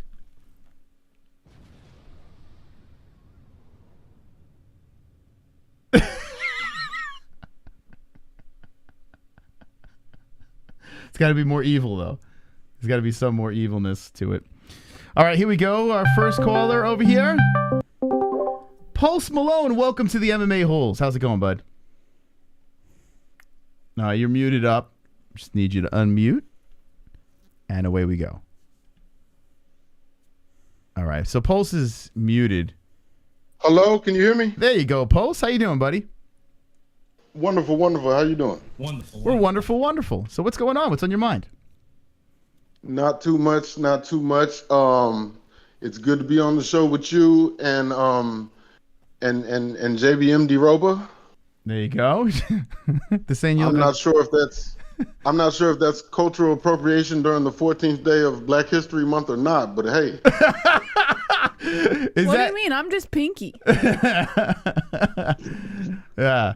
Yeah, is this bad to do during Black There's History Month? nothing wrong with emulating the fellow Pinky. Okay. I know you just don't want to spill your yak, right? All right, what do we got, man? Okay, so addressing 271 real quick. Yeah, I don't know what anybody's talking about. Izzy won that fight, and I don't even like dude, but he won that fight. Right? Isn't it weird? Isn't it? It's annoying defending him because it's like, God damn it, we're always ripping on him, but he did, right? Tell me more. I mean, he just won. He won 3-2, arguably 4-1. Yep, I concur. So the people saying that Whittaker won and Rob himself saying that he won, what do you say to those people? What's going on? Jive turkeys. The jive. Jess, could you give me a jive turkey real quick? Jive turkey. Pulse, have you ever said jive turkey in your life in like real life? Have you ever called someone a jive turkey? No, I didn't exist in the 1970s. So. It's funny now. I'm looking at Jessie. She looks more like someone out of she looks like Cheech or Chong. She looks more like them, like Up in Smoke. No, I thought she was going for Samuel Jackson in Pulp Fiction. Actually, that actually works even better. Yeah, you look like Samuel L. You do. Yeah, that works. That's because Or have you ever seen Coming to America? Yeah. You remember Soul Glow? Oh, I don't remember that. Soul Glow? Soul Glow? Soul Glow. It was a product. It was a fictional product in that movie. I don't remember that. No, but that's fun. Was it a hair product or something? Yeah. That's funny. Jerry curl juice or something. Anyway, addressing the co-main. Yeah. Man, you're right. Like heavyweight fights are like that. It's most heavyweight fights I feel are a coin toss, but especially with two guys like this. But you know what? For his own good, I think Derrick needs to stop fighting in Houston. Yeah, you and me both. That's crazy, right? He's cursed. It's too much pressure, but at the same time, I don't know what people are complaining about. That was fight of the night to me. Oh, yeah. Oh, I mean, listen, I wish the card stopped right there. I would have been completely satisfied. That was wild. Yeah, I mean, it was a great fight. I feel both of them should have got $50K. Yeah. Yeah, that was something else, man. That really was something else. But we had some pretty good fights on that card. It was entertaining. The main event kind of was a dud for me when it comes to just a rewatchable fight. It wasn't that for me. But I think they got it right. And this fight here, I'm sad but happy but still sad. Who are you rooting for in this fight? This is co-main. Of course, Derrick Lewis, Yeah. That's right, Houston. That's right. Yeah. You're from Houston? I know you're from Texas. I can't remember. Yeah. Oh, man. So originally Dallas, but raised in Houston, yeah. Okay. So, man, oh, man. Yeah, seeing the Black Beast go down he just went down. What about people saying that it was a little... you know what it is? You know what it is? Tuivasa. Oh, man, can you Google image search something real quick? Yeah, what do you need? Fred Flintstone. Oh, yeah. I saw, Ariel was saying something about that. Or Tuivasa said. To do it, but yeah, they have the exact same head. He's got that yabba dabba doo chin, man. It's like when Derrick was pelting him in the side of the head, and he just ate all of that shit and just got up and punched back. It's like, I don't know if he has the skill to beat Ngannou, but he might be able to take a punch from him. I mean, maybe. And everyone's saying that Derrick Lewis is the guy that hits the hardest. So, I mean, and he looked like he wasn't even phased. When he came up off the fence and started swinging back, I'm like, what the hell? What is this man made of? Somebody else would have been out. Yeah. It's crazy. Yeah, no, I know. Yeah, so that's one thing. And then to address the Cannonier Brunson fight, I I think I'm one of the few people. I think Cannonier can beat Izzy. Really? Okay. Yes. So how do you think several different ways? He could out grapple him, do what Blachowicz did, or he can knock him out. He can knock him clean out. He definitely has power. There's no doubt about that. That is there. I would love to see him.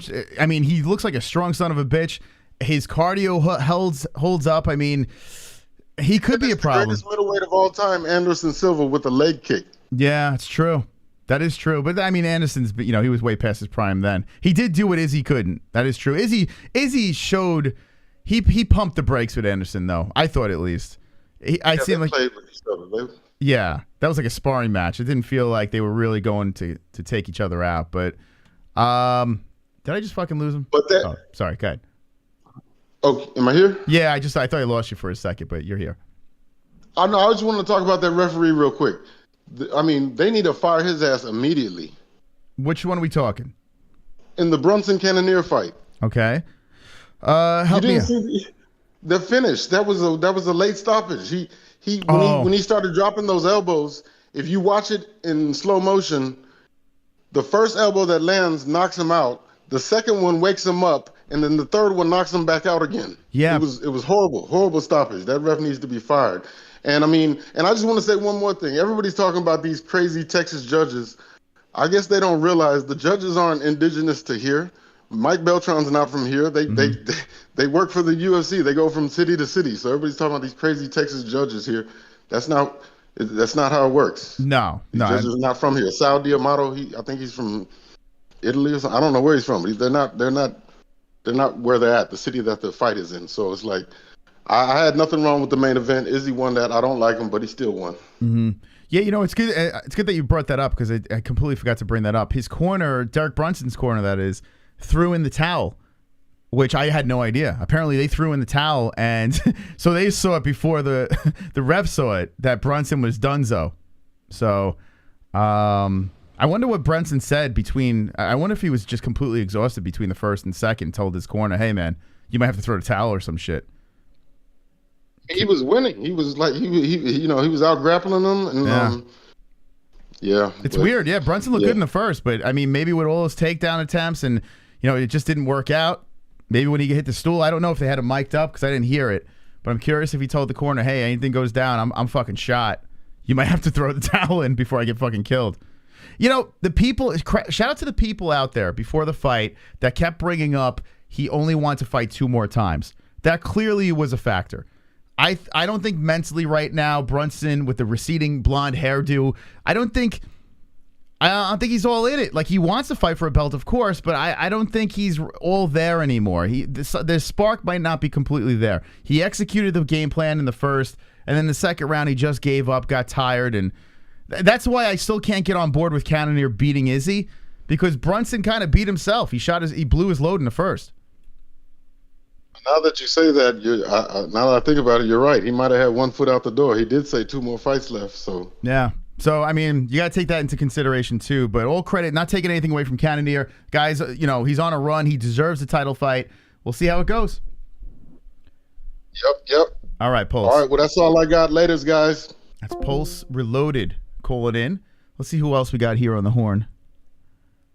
Let's say call us up through Discord. Give us a call, friends. We're going to take Patreon Discord members first. And then we'll go into our regular Discord. If you want to jump in our Discord, it's on the MMA-Holes.com. But I'm glad Pulse brought that up with Brunson. Yeah, he got cracked a couple extra times. He was done. Could have probably stepped in there a little earlier. But yeah, his corner threw the towel. And Brunson was done. I mean, it was weird. It was really weird to see it. Disappointing. I was kind of hoping that Brunson would take that blonde look and go for it, but yeah. What's the deal with Jessie? I mean, what's wrong? What do you mean? I mean, look at her. What do you think the deal is? She's just hanging out. You don't like the new look? What deal? Just call up Jessie. She wants to talk some jive turkeys. All right, anyone from the Discord coming in once, twice? We're going to move over to... All right, we'll move over. Hello, Kevin. How you doing tonight? What's up? All right, what's going on? What's on your mind? Let's get right down to it. And that is, no one's mad that that Izzy won. I don't think anybody has a problem with Izzy getting this decision. Maybe some people. But the main issue here is everyone and their mother knew that Whittaker had no shot of winning a decision. Everybody knew Whittaker had to go in there and knock him out to win. When those scorecards are read, did anybody have faith that they were going to give Robert Whittaker a decision? Did you think they were? No, because I didn't give it to him, so I wasn't surprised. But in a relatively close fight, like maybe it's toss-up, who knows? But you could just tell. You had the feeling. 'Cause it's like that boxing feeling. It's that A-side boxing feeling where you know they're not going to give the guy the decision. They're going to be the cash cow.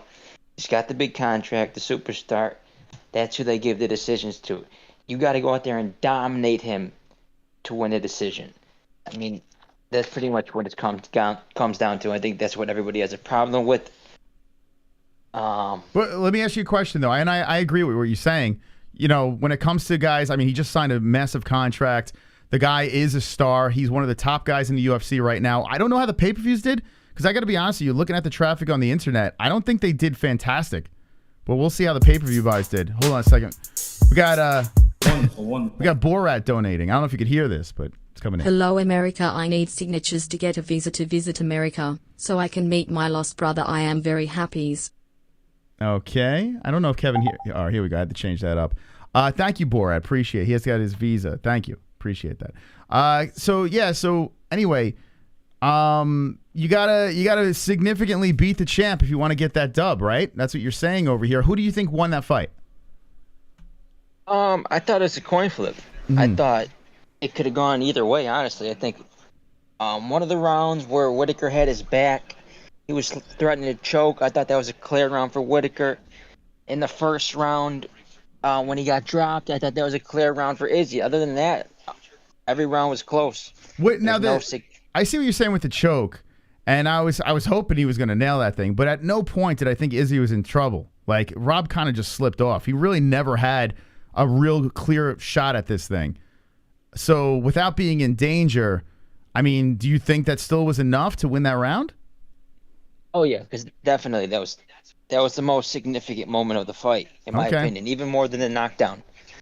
He took his back. But he took it standing up. He took it standing up, right? Took his back standing up, and that was as close as the fight was getting finished, even more than the knockdown. See, for me, if they were on the ground and Whittaker had his back and secured the position and didn't get the choke but still had him in that position, I would say, okay. I mean, Izzy was standing up. You can get choked out there. I'm not saying you can't, but it just, it was a bummer for me. Poirier Oliveira. What's that? Oliveira just finished Dustin Poirier in that same position. I understand, but in that situation, you can see the danger. There was no danger in this position. Izzy was just staying patient, just took the hands away. You saw Rob slipping off the back. Like, he wasn't even fully on. Like, he was just kind of sliding around and shit. Like, you never felt any danger in that position. I understand, like, you put an Oliveira in that situation, a big guy taking the back of his opponent, a guy that has that, that pedigree. Okay, but with Robert Whittaker there in that position, it just didn't seem like he had any shot of choking him out. I wanted him to, but I just didn't get that feel. So I can understand what you're saying, but I don't know if he was in danger. It wasn't good odds for him to finish that. He's not like Whittaker's submission artist, but in my opinion, that was the most significant moment of the fight. Okay. The flash knockdown in the first, people will say that's the most significant. I didn't agree. I thought he bounced right back up. I didn't see it. But here's the thing. The fight was close, and if you were listening to Michael Bisping, who I've been saying forever, the dude's a clown. Okay. And people are trying to revive him like he's some lovable character. He's always been the clown ever since Dan Henderson made him the clown, long time ago. He's always been the jackass, okay? But for whatever reason, they're trying to revive him like he's some lovable character now. And just the way he was talking, disrespecting Whittaker. Oh, I think it's 4 rounds to nothing, blah, blah, blah. Just absurd commentary. And Joe Rogan, if he was there, he wouldn't have been any better. He would have been repeating the company talking point. hyping up the cash cow. And that's what I'm saying is the problem with MMA. It's going the boxing route. It's going the boxing route. It's very predictable now. Who's going to get the decision? And that's the way I see it. That's the way I see it. Ever since WME took over, it's very predictable who's going to get the decisions. But let me ask you a question. I know you thought it was close. Who won? It's just coin flip. When it's fights like that, it's just too close to call. Okay, but still, I mean, just to solidify your point, because if you think Izzy won, then even though I understand what you're saying here, it doesn't really make much of a difference because you think Izzy won that fight. If you were judging, who would you think won that fight?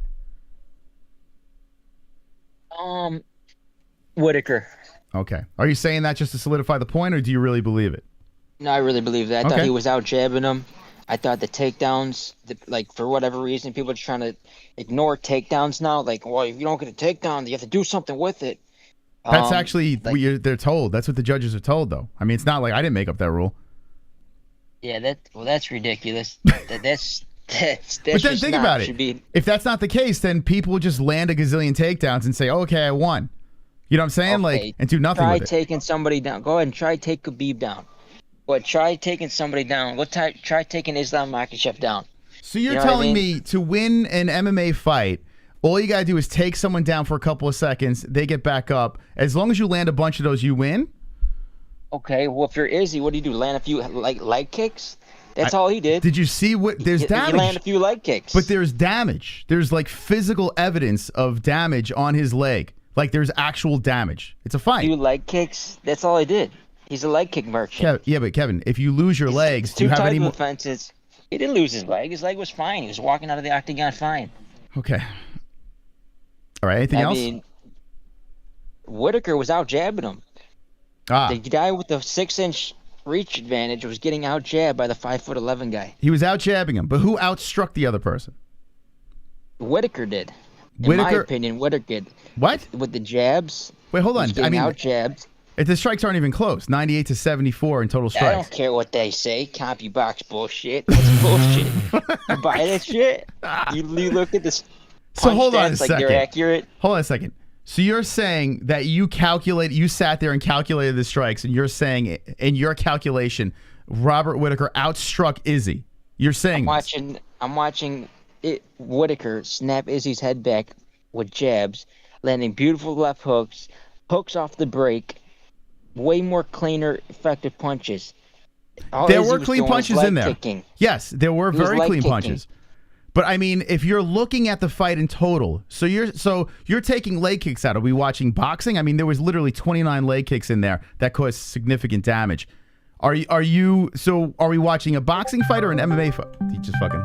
Well, we're watching kicking, or are we watching an MMA fight? Think about this. You're taking kicking. So kicking to you is irrelevant. So why even bother kicking? Why is it even a factor? What does kicking do then? And same thing with wrestling. Why even try to attempt takedowns if they don't matter? In this sport, dude hit beautiful takedowns. Whittaker hit some beautiful takedowns. Hold on a second. Duck hunters. No, hold on. Did you see what Bismuth said? Whittaker hit a beautiful takedown. What's the first thing he said? What is that? First thing he said was, "Oh, look at him. He's right back to his feet." Right. Yeah. Back. And then Daniel Cormier had to come and say, in detail, how difficult and beautiful the takedown was. Because you're talking about wrestling. This is the argument we've had a million times. This is the UFC. It's a whole different way of scoring a fight. Wrestling, you land a takedown, it's the best thing in the world. In the UFC, you have to do something with it. You have to. It's literally in the rule set.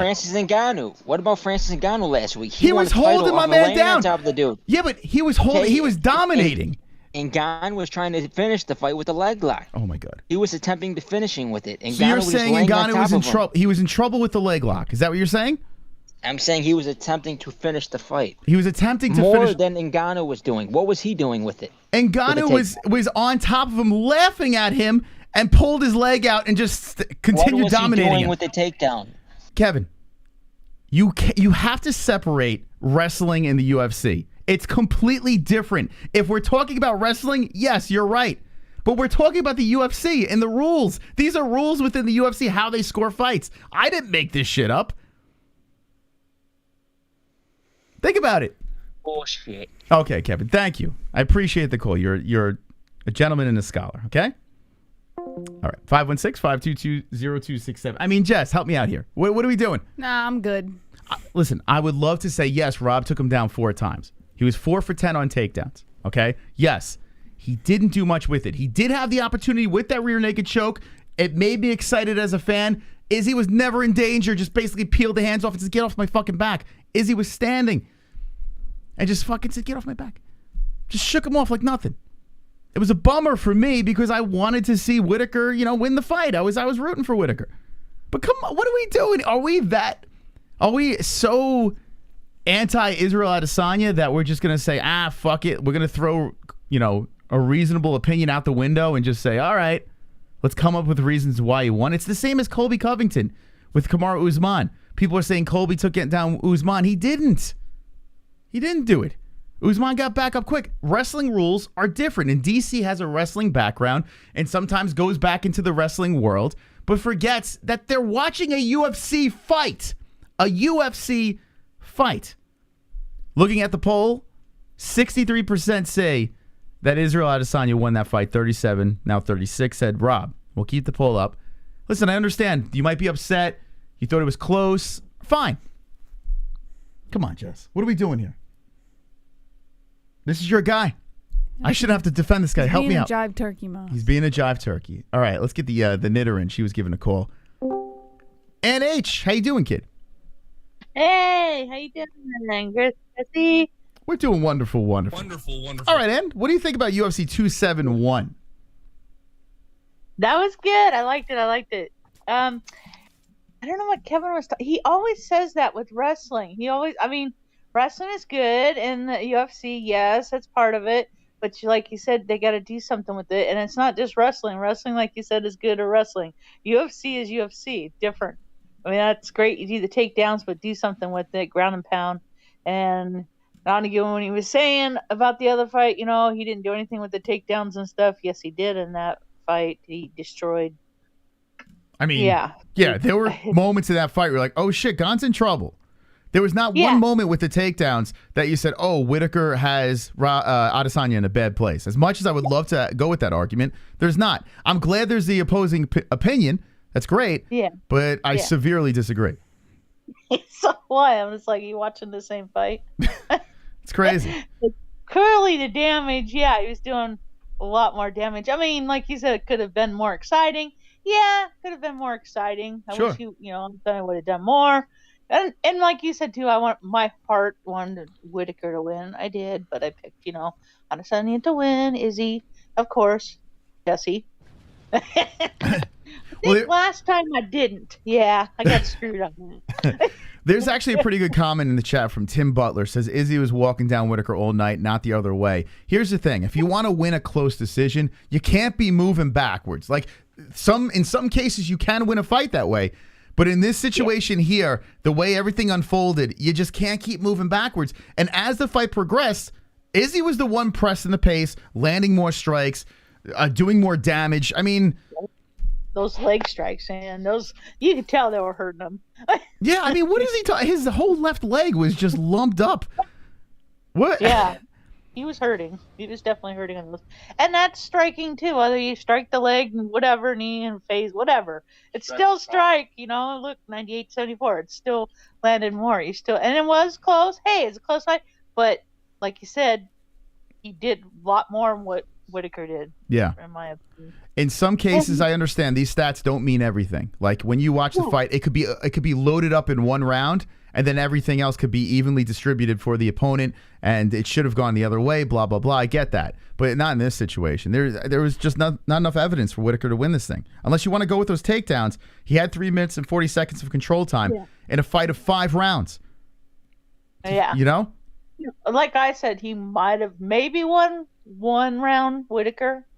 I mean, the rest are Izzy's. I mean, that's my opinion. And it's just funny. Unless they think that. But like you said, he didn't do anything with it. To me, I'm glad they're starting to get that through their heads now instead of having the person just lay and pray on you, because it's boring and it's just, I can win this fight. I'm just going to lay on you. Another great comment in the chat as well. And here we go. Listen to this guy. Unruly Z says, why should only Rob's successful takedowns count for something? Shouldn't Izzy's stuffed takedowns mean something also? He stopped more than he didn't. Rob didn't smash him on the ground. Whittaker was 4 for 10 on takedowns. Yeah. Adesanya was a problem. He was stuffing takedowns left and right. Yep. And then on the neck, okay, yeah, for a second, but then, it's like, okay, he's out of it. It's like you said, he got up right away and, just couldn't hold. He definitely got better on that part, getting taken down, but he did get right back up, and he was defending him the whole time and going forward, like you said, and aggressor. So, yeah, my opinion, like I said, my heart wanted Whittaker, but yeah, I'm with you. I'm with you. I was rooting for Whittaker, but didn't happen that way. I mean, they are forcing us to defend Adesanya. Could you believe this, Ann? I know. The nerve of these people. The nerve of them. What do you think of Jesse's look? Jesse, I think it looks so cute. It's just... Jesse's like, where did I go wrong in life? He starts playing with that mustache, yeah. Well, actually, she reminds me of, you remember the old, was it Welcome Back Kotter series? That's the look she's going for. She looks like Mr. Kotter. There you go. I do like the Samuel L. Jackson reference in Pulp Fiction. That's actually pretty dead on. I love it. Yeah, that was good, too. Yeah. Oh, so funny. Being born when it came out, yeah. Yeah. No, nobody on here probably knows what I'm talking about. Maybe you. As I know, as they all know, I'm the mother hen of the MMA-Holes. I'm the old lady. That's right. But speaking of that, I'm going to be 56 on Saturday. Whoa, 56 years old on Saturday. Well, happy pre-birthday to you. Yep. Nice. Pisces. What are we doing on the birthday? Anything special? I don't know. What are we doing? Gonna get a spanking. Oh, I'm going to get a lot of spankings, I guess. So that's good. Nice. Oh, that sounds like fun. 56 is the great Lawrence Taylor. That was his football number. One of my favorite football players, Lawrence Taylor, cokehead, great, amazing football player. What do you think about that? Yeah. There you go. 56. You could sack Mike. You could sack Mike on Saturday. There you go. Yeah. Sounds like a good time. Yeah. I'll probably go out to dinner, probably movie, and yeah. That's good. We're still places we gotta still wear our mask, and I can't wait until we get rid of the mask thing. Yeah, it's a bummer. I'm kind of done with it too. I feel you. Yep. All right. Yep. Well, listen, I hope you have it's gonna be great, man. Saturday night, that's perfect. You can go out and enjoy. Now it's your day. You can choose whatever you want to do. Are you gonna be watching the fights, or are you gonna be going out to dinner? What are we doing? Or both? Yeah, that's right. Fights and dinner. Fights and dinner. I'll just have the phone there. Yeah. I'll have the phone there and have the earphone here in one so I can listen to hear Mike what he's saying in the other ear. You are hardcore. I love it. Yeah. Nice. That's pretty good. That's happened before too on my birthday. Same kind of thing. It's pretty cool. I like it. I love it. I love MMA. I just love it. I'm a big fan, and I just love having fun watching it and listening to you guys. Are great commentators. I kind of listen to both, but I always have you guys up louder so I can hear you more. And the other one, I don't know. I'm kind of weird that way. I can kind of. I like you guys better. That's the appropriate way to do it, Ann. I love it. Right, Jess? Right. Yeah. It's like most definitely. Yes. Yeah. Well, Ann. MMA-Holes are the best. Thank you, Ann. You guys are gonna take over the world. That's right. We're all gonna do it together. One big happy family. Right. And thank you so much. I hope you have a great birthday. We'll probably talk to you via chat the way through. And the big 56, looking forward to seeing what you got planned. I can't wait to hear the stories. All right. Love you guys. Love you too, Ann. There's Ann H. and Mike H. calling in on the hotline. Let's see what else we got over here. What else we got? Who else we got in the horn? Who's jumping up in this bitch? Who wants to come in on our stream and chat away about UFC 271? Happy Valentine's Day. Oh, here's something nice in the Discord. Jess, you look out of it. This look is really it's taking a toll on you. I'm sorry. Okay, it's all right. Happy Valentine's Day. Look at this beautiful Valentine's Day card. What do you think? Wonderful, wonderful. Wonderful, wonderful. It's beautiful. That's really nice. Especially John Jones and his fiance, right? Yeah. Beautiful. Beautiful stuff. Let's get out of here. All right, here we go. Let's move over. So we're talking about UFC 271. If you want to call the show, there's no phone number. You got to join our Discord. Go into our Discord. It's the MMA-Holes.com and give us a fucking ring. I saw 2 joints wanting to get in. Shoot us a call, and we will take it. We will take it away. Just hit the MMA Holes on Discord. Got a bunch of people in there. Now, look at that. MMA Holes, the MMA Holes Discord is off to the races. So it's good to see the new faces in here. It's good. You know, listen, we have the Patreon one that gets first dibs to call in. And then after that, we'll go over to the regular Discord that's on the website. So you guys have 2 chances to call into the show. And, yeah. All right. It's a little dead with that. Let's get into the news. I like this, Jesse, because now they're forced to do the Discord. They don't want. They're like, no telephone? What's going on? I don't have news, Moss. You don't have news? All right, let's talk about the fights coming up. How dare you, Jesse? Sorry, listen, I apologize, but I am extremely exhausted. This baby is teething like a mother. All right. Let's go into this fight card here. We got to bounce back with our bets. So we had an off night with my bookie. I got to turn this. Hold on a second. Let me turn this. I got to turn this air on over here. All of a sudden, I just got like 400. No, you can't turn the air on. You can't. Oh, the fan. Okay, never mind. I thought he meant the air. Why is it so hot here all of a sudden? I don't know. You don't feel that? No. Jessie looking like she wasn't allowed to enter Studio 54. That's actually true. My back is soaked. What is the temperature on? It's on the same 76. It's nighttime. What the hell? Never this hot in the studio at this time. Like, I'm soaked. Absolutely soaking wet. We got a couple of new subscribers that came in. Thank you for subscribing. Cell's jumping in over here. Andrew Fannin. Thank you for the sub, guys. And we'll be live again Wednesday. We're hunting for a guest. I'm trying to, like, we can have the same guests come on over and over again, and they give great analysis. They're UFC fighters, the whole deal. But I'm trying to switch it up and just get new personalities. It's just like pulling teeth. I mean, I guess I can just lower level fighters. I can do that and drag them on too as well. Maybe I'll go down that rabbit hole. But I was just trying to get some more relevant fighters on the show. It's just a fucking pain in the ass, man. So if you like a fighter, slip it to the DMs at the MMA Holes on Twitter or Instagram and say, yo, come on the MMA Holes. In fact, on Twitter, we put up a tweet over here. We didn't tweet the stream out. We should have. Actually, Jess, do you have a sec to tweet that out or no? Tag who you like. So this one over here, this tweet at the MMA Holes. If you tag a fighter that you'd like to come on the show, hop in on over here and tag a fighter, and we'll reach out to everyone that you drop in here. We have Bisping and Strickland. Got another Bisping here. Gamebred. We got Izzy. What else we got here? Tuivasa. This guy's mom, I asked for an @ no response, so very upset about that. Some people like Bam Bam on here. Another Bisping. Let's see what else. Let's see. Strickland from me. Thug Nasty. You know what? I forgot to reach out to Bryce. Let me try to do that next. So get Bryce on here. The problem is a lot of their managers, control their fucking lives. And or how about this Trailblazer? We get a little Kevin Holland. Kevin Holland beat up another. Did you see this? Another fan.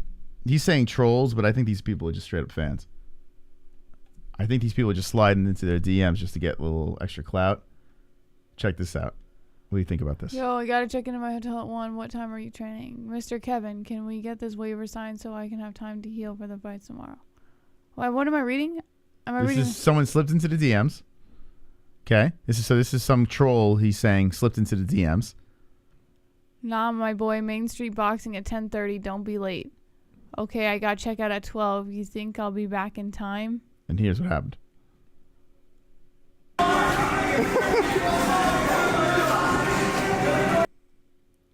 Here's Kevin Holland beating him up, hitting him with them body kicks. Boom, boom, boom. Little honky getting his ass whooped. What do you think? Is that the glove touch? It looks like him. Is the glove touch? Oh, he caught him with a right there. So there's the glove touch and Kevin Holland going at it. What do you think about this, Jess? Would you get in the ring with him? Not with Kevin Holland. That Maybe is murder, JB man. Pinky would. You know what's funny? Kevin's taking it easy on this kid too, man. He's legit taking it easy. I mean, these strikes are coming in hot, but he could really step into them things and put this kid, turn him inside out with those body shots. So there's Kevin Holland. Get ready for his next fight. Beating up fans. What do you think about that, though? Like, I mean... Well, if they're going to talk mad shit, then I guess, you know... Yeah, respect to them for getting in there, right? Walk the walk. I don't think they're trolling, though. Like, is this trolling? This sounds like a nice fan, right? Did any of this sound like trolling? I guess not. I don't know. Right? He said, honestly, I like this troll way more. Like, he didn't even troll. He just like, can I get in there and get beat up? So I don't know. I wouldn't consider this a troll. But how many people in the chat would like to let Kevin Holland beat him up, or thinks they could beat Kevin Holland up? Let us know. Oh, here's Kevin Holland putting some. He's going after Strickland over here. Look at this. Little Tiger King action. Is he insinuating something here, Jesse? I don't get it. What is it? Maybe a homosexual thing. By the way, Two Joints, she's saying, pick up the phone. You got to call. Does he know how? I don't think he knows how to call on us. You got to select our name on Discord and shoot us a call. Hit the little telephone thing. And then bang, we're talking. All right, let's go into this fight night over here. So Walker versus Hill. This thing kind of creeped up on us. Johnny Walker versus Jamal Hill. How about this? Walker won one fight out of his last 4. This guy was the guy that was going to beat John Jones. Remember those days, Jesse? Mm-hmm. Lost to Corey Anderson, who Corey looks pretty damn good lately. Nikita Krylov, tough dude over there. Ryan Spann, he KO'd Ryan Spann, but Ryan Spann has kind of fallen flat lately. And then you got Thiago Santos, who's a very good fighter. But that fight was horrific. I mean, terrible. Terrible fight. Now fights Jamal Hill, who is on a 1-fight win streak against Jimmy Crute, very tough guy in Crute. Then loses to Paul Craig, gets finished from him. This is a fun fight, though. You got 6'4", 6'6", 82 inches versus 79 inches over here. I am nervous. I don't like betting on Johnny Walker in any way. I'll make my predictions for Tapology. I am not putting money from my bookie on this fight. I just want to shove popcorn in my face and hope it's good. But Jess, if you were a betting person, who would you bet on this fight? I would bet on Johnny Walker for this fight. Now, how confident are you? Not like 100% based on what I've seen of Walker lately, but I would still bet on Walker. He is a plus 240 underdog. Mm-hmm. What do you think about that? More money. Wow. It's plus 240. Maybe just because he's such a big underdog, you should go there. But he hasn't really looked that great. And Jamal Hill is a guy that can really flatline people. St. Preux just got mutilated. He did lose to Paul Craig, but Paul Craig, I got to say, and this was an injury, right? An arm injury and strikes from guard. So, yeah, he got injured in that fight. So, wasn't this the fight? Wasn't his arm dangling or some shit? I don't remember. Can someone refresh I remember him getting injured. Can someone help me out? Didn't he have like a dangly arm or something? Or maybe I'm thinking of someone else. This was 7 months ago. When he fought Paul Craig, didn't he get injured where it was visibly, you could notice it? Like he broke his arm or some shit? Dislocated. Yeah. So he dislocated his arm. That's why he lost the fight. It's not like... So he got injured. Okay. So I tell you what. So I get why Jamal Hill's the favorite in this thing. Who's older in this one? Jamal is actually older than Johnny Walker, which is interesting. Not by much. It's by a year. So 30-29. Like I said before, though, as much fun as this fight's going to be, I don't want to put money on it. If you want to just take a gamble, Walker is plus 240. So that's something interesting. They're showing a little disrespect on Walker, but he hasn't won a fight. He won out of last 4. He got that Serkinov knockout, which was a fucking highlight reel circus knockout. Then Corey's looked great. And yeah, I don't know. Let me see my bookie. I just want to see what the odds are, just out of curiosity now. Maybe we'll throw $20 on just for the hell of it. So Johnny, they have him at a plus 200. I don't think he's going to win, though. I think Jamal Hill's going to win. All right, who do you think is going to get this one in the chat? I'm actually curious what you guys got. Walker, Hill, how's it going to go down? Cell says yes, he dislocated his arm during the fight. Zoman says Portal versus Fabia. Levi Lindsay says who was the draw? Jeff McGuffey says Paul Craig armbarred him. Yeah, wasn't he trying to submit him? And the arm got all wonky. And that's how it got finished. Paul Face says, "Not was after the fight." That one Gur says Hill. Cheetos says, "Yeah, I don't know. Walker could surprise." Zoman says Hill. Dustin Diamond says Hill, but I might put money on Walker. Brett Baratheon says, "Ever since Walker did the post-fight worm and hurt his shoulder, he took a slide. He'll be back." Yeah, it did seem like that kind of it wasn't a good run after that. Hard to say. It's a salty milk. Okay. Salty milk. What a name. Like that. Salty. Would you ever drink some salty milk, Jesse? Never. Salty milk.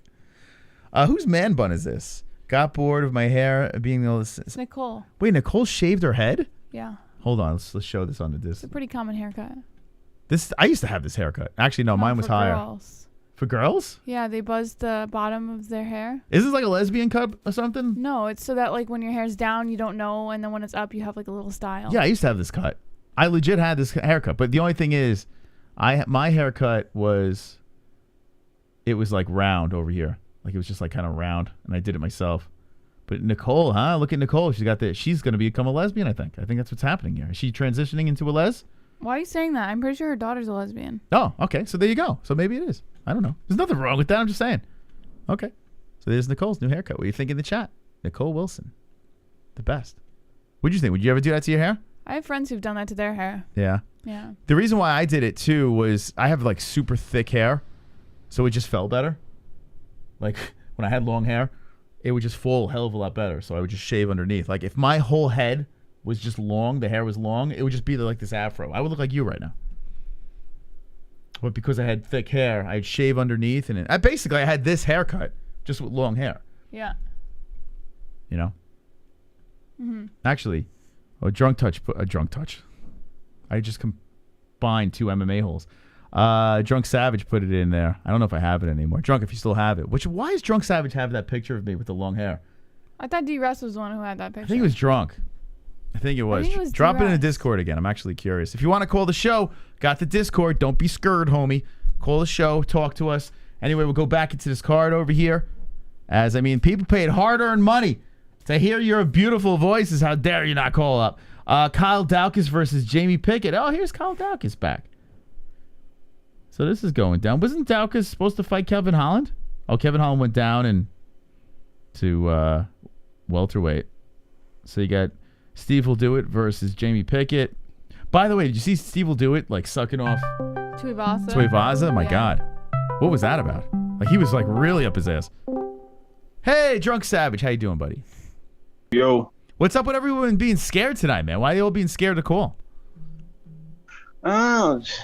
Jesse's hair? New Discord thing. Not too many people have a mic or whatever. I don't know. Yeah, they could just do it on their phone. It's bizarre. Like they don't even need a mic. It's weird. It's like I don't know how to use a phone. Yeah, just drop that picture in the Discord you want. Oh, okay. Here we go. Yeah. Now, why do you have this picture again?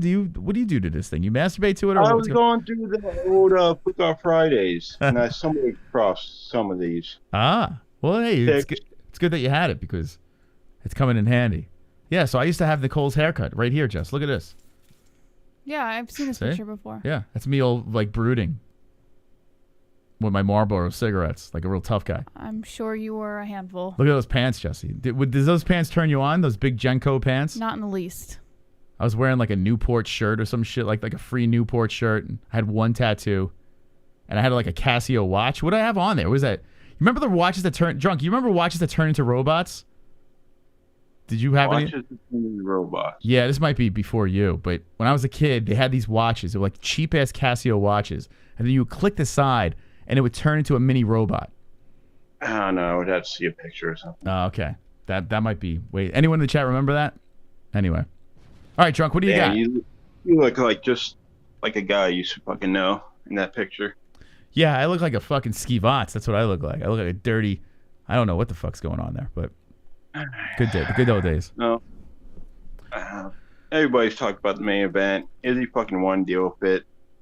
Rob Right. didn't fucking do enough to beat the champ. That's right. Who are you rooting for in that fight? I picked Adesanya, but my heart was kind of with Rob in that one. Kind of want to see him get and do the trilogy. Mm-hmm. Yeah, I mean, so we're in the same boat. Yeah, but not hating that Izzy won. Mm-hmm. Yeah, you know what? Did he earn any more respect from you from that fight, or like what do you think about Adesanya right now? Is your opinion change at all? Yeah, I'm not putting him in the same category as Anderson Silva yet, dude. He's had too many boring fucking fights, and all of Anderson, other than what was it, the one in Abu Dhabi, Anderson always put on fucking spectacular fucking fights. Yeah, I mean, listen, I know people want to compare him, and I like the way, I tell you what, I like the way Izzy handles the media. He handles them fantastic. He wants to carve his own path. He's not looking to chase what these other people have done. He's doing his own thing over here, and I respect that. Anderson Silva is a legend. Like, I mean, let's just pump the brakes here. Let Izzy do his thing. When he retires, we can have that conversation. Let's just chill. Yeah, maybe one day, but as of right now, no, I'm not putting him in the same category. Anderson's fucking goated middleweight. I don't care if he fucking cheated. Everyone was cheating back then, so who cares? Yeah, that's it. Yeah, I love Anderson. I'm always going to be a fan of Anderson, even though the the little mishap. It is what it is. Anyway, what else we got, Drunk? Man, fuck Tuivasa. Fucking knocked out the Black Beast, ruining Black History Month for everyone. I know, right? Fucking selfish bastard. Now he's getting everybody to fucking do shoey. That's goddamn disgusting. People were doing them in the crowd and shit. Yeah, that was wild. Well, I mean, I couldn't believe how many people did it while we were streaming. Like, I couldn't even believe it. I was telling Jesse, I was like, these people are hardcore to drink out of that shoe to be live on the stream. That's some real badass shit, you know? It's disgusting, and y'all didn't really do shoeys because you're supposed to spit in it. Yeah, it's true. Everyone got rid of the spit now. They don't do that. Oh, but fucking Copper Tong sticking the bottle in the fucking booth and drinking that shit. That was fucking hilarious. He must have blacked out. And then he sent in another video with him drinking, and like he just finished off the bottle. It's like, dude, you're gonna lose everything soon if you keep that shit up. But my God. I think he made it pretty far. He posted a few times in Discord. Did he? I think he was around for a little bit. He's wild, man. He's wild. He's a wild one, that Carpet Tom. But you know what's crazy is, like, you look at Tuivasa, he knocks out Derrick Lewis, right? And he's just so chill. He just kind of does his thing. He did hop up on the cage eventually, and then when he hits the crowd, he does two shoeys from complete strangers on the way towards the locker room. Like, it is the most disgusting thing in the world. How he doesn't know what he's drinking, where he's drinking it. Like, he doesn't give a fuck, man. It's crazy. He's gonna get herpes. He's gonna get herpes from a shoe. Imagine. Oh God, that's nuts. If it wasn't for that, he'd be a very likable guy. But I can't stand that fucking alcohol abuse. Yeah, turns you off. Well, doesn't alcohol kill all the germs? Isn't that the logic? I don't know with the foot, man. It's serious shit. What if the motherfucker got athlete's foot and you're fucking drinking from his shoe? Yeah, I know, you're like sucking down someone's fungus. There's a good chance he's swallowed fungus. There's no doubt. Does that turn you on, Jesse? Yes. By the way, before the show's over, can you try to put the Khabib hat over the wig? Yeah, can you do that? Let's see what it looks like. Let's see. I'm not quite sure that would work. Let's see. No, just hit it. Put it on top of. You gotta hand it to me. All right, hold on a second. I'm gonna keep it on Jesse.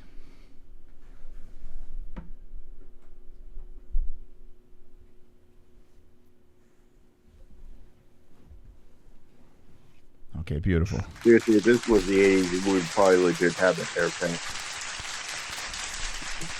Nice. That looks good. It looks better this way. Okay. And that does look good. Right? You don't look like a jive turkey anymore, Jess. Jive turkey. I wonder what Habib would think about this. I mean, this is nice. It's a good look. Okay. I can't get the Howard Stern out of him. For some reason, I just keep looking at you and seeing Howard Stern. It's because I am Howard Stern, Moss. With a nice, delicious mustache. Did you see the video? Everybody was bringing it back up after the Joe Rogan stuff with the N-word, where Howard's in blackface with the guy from the Jeffersons.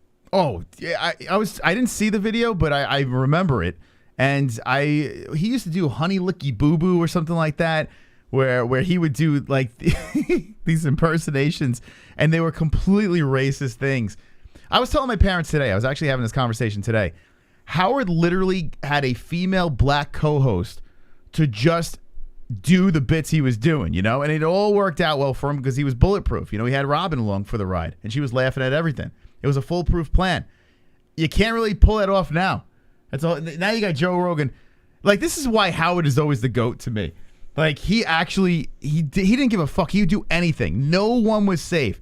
Whether you were a midget, whether you were a fucking anything, no matter what color, shape, size you were, you got it. He took it to you. And maybe he's a lot more watered down now, and he's repentant. He hasn't really apologized for any of that shit. Not that I've heard of. But you got Joe Rogan here groveling for people's forgiveness. Howard's not doing that. I don't know. Howard, yeah. Kind of gone soft these days, especially with the fucking COVID bullshit. And then but you know what? Back, he started licking Ellen's pussy. Yeah, but here's the thing. I look at it like this. I was talking to my mom about this earlier today. And I was like, he's old now. Like, he's old. He's done everything. He has a platform where he could do whatever he wants. He doesn't have to have girls ride Sibians anymore. You know what I'm saying? It's not like he doesn't want to do that. It's just he doesn't care about that anymore. It's like if you're banging so much, sometimes you're like, all right, I've been there, done that. I'm going to settle down. And that's what Howard did. He made all his money. He's literally going to work, 2 times a week? And maybe it's not the content that people fell in love with him about, but it's what he wants to do. He's doing what he wants. And he's a super lib, and I understand why people are anti-Howard because of his liberal opinions. I get that. But that's his actual opinions, And that's what Bruce says. People, we evolve. We do. Like, I am not the same person I am now, which is, unbelievable because I'm completely immature, as this guy with the picture with the long hair. I am a completely different. If I had a microphone, well, I did have a microphone in my band, and I was like a fucking lunatic. But if I had a platform like this at this age with my long hair and a douchebag, I'd be a whole different person. So I think people saying, hey, I used to like Howard and blah, blah, blah. Yeah, he's a different person now. He's doing what he wants to do. I can't blame him. At least he didn't sell out like Rogan. Like, Rogan is groveling. He's on his knees groveling to people for forgiveness. Well, when it starts to hurt your fucking paychecks, I guarantee you Howard would fucking apologize for shit. Yeah, but he was smart enough to not really have it affect him. And when it did, what did Howard do? Howard would just say fuck the man and move on to the next thing. He's done that his whole entire career. And that's also Howard is like Mike Perry part black, so he can get away with a lot of shit. He's also 6'6" and a giant Jew. But yeah, that's the thing. I have so much respect for him. And then people probably like, well, if Howard came up now, he'd be canceled, blah, blah, blah. I don't know, man. Howard was relentless. He was a relentless human being. And I never thought of him as a racist. Yes, he did racist things. There's no doubt. That today is very insensitive. But it is what it is. He got away with it, Do you think Howard's racist? No, I don't think he's racist. I think he just does shit, push people's buttons and get a reaction. Yep. That's it. What do you think, Jess? About the whole situation. I think that everyone should just not give a fuck. So you with Howard? Yeah, I don't know. Like, I think people are so fucking sensitive. It's crazy. I don't know. Like, I don't think anyone's ever gonna fully agree on the whole thing. But if you're so fucking sensitive, like you're letting what other people are doing get to you, bro, you need to readjust what's going on up in here, because it's just not worth it. Well, here's the problem. We were having this discussion with your family on Super Bowl Sunday. When people become celebrities and have the power of social media and have a platform, communities of we are built to migrate in directions of other people's opinions. I don't know why, but for some reason, if a person has a microphone in front of them and they're saying something that speaks to a certain person in the audience, that group of people that believe what they're saying will just migrate in that direction. no matter what. You have musicians, celebrities, athletes, the whole deal. They'll say something, and then people will follow in that direction. We are built for some reason to follow like sheep in various directions. Liberals and Republicans are just like sheep going into all different directions over here. So this is the world now. But it's always been like that. It's just we have social media that amplifies it, So it's just how we were programmed. We were programmed at one point that all TV is supposed to be white, right?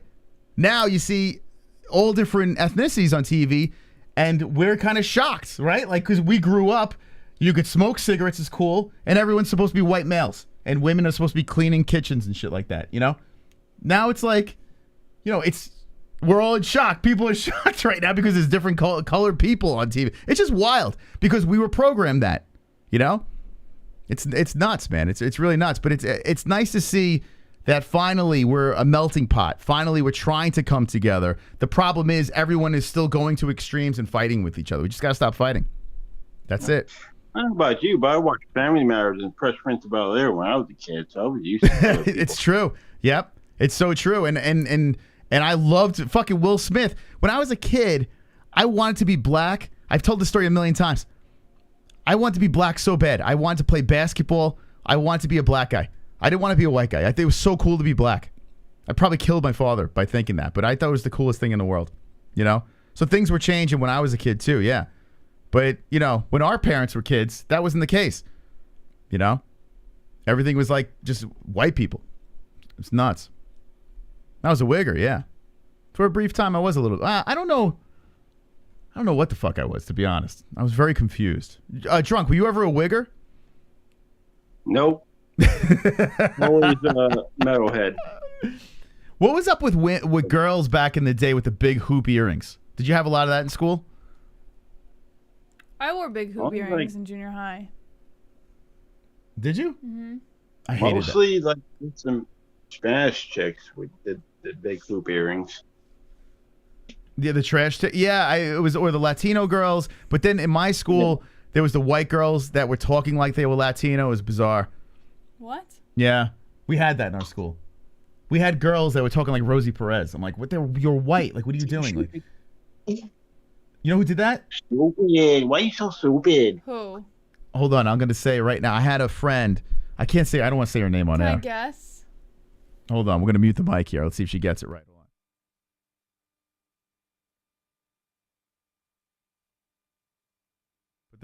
All right, hold on. I'm gonna go to a different scene. I'm gonna tell Jessie so she knows.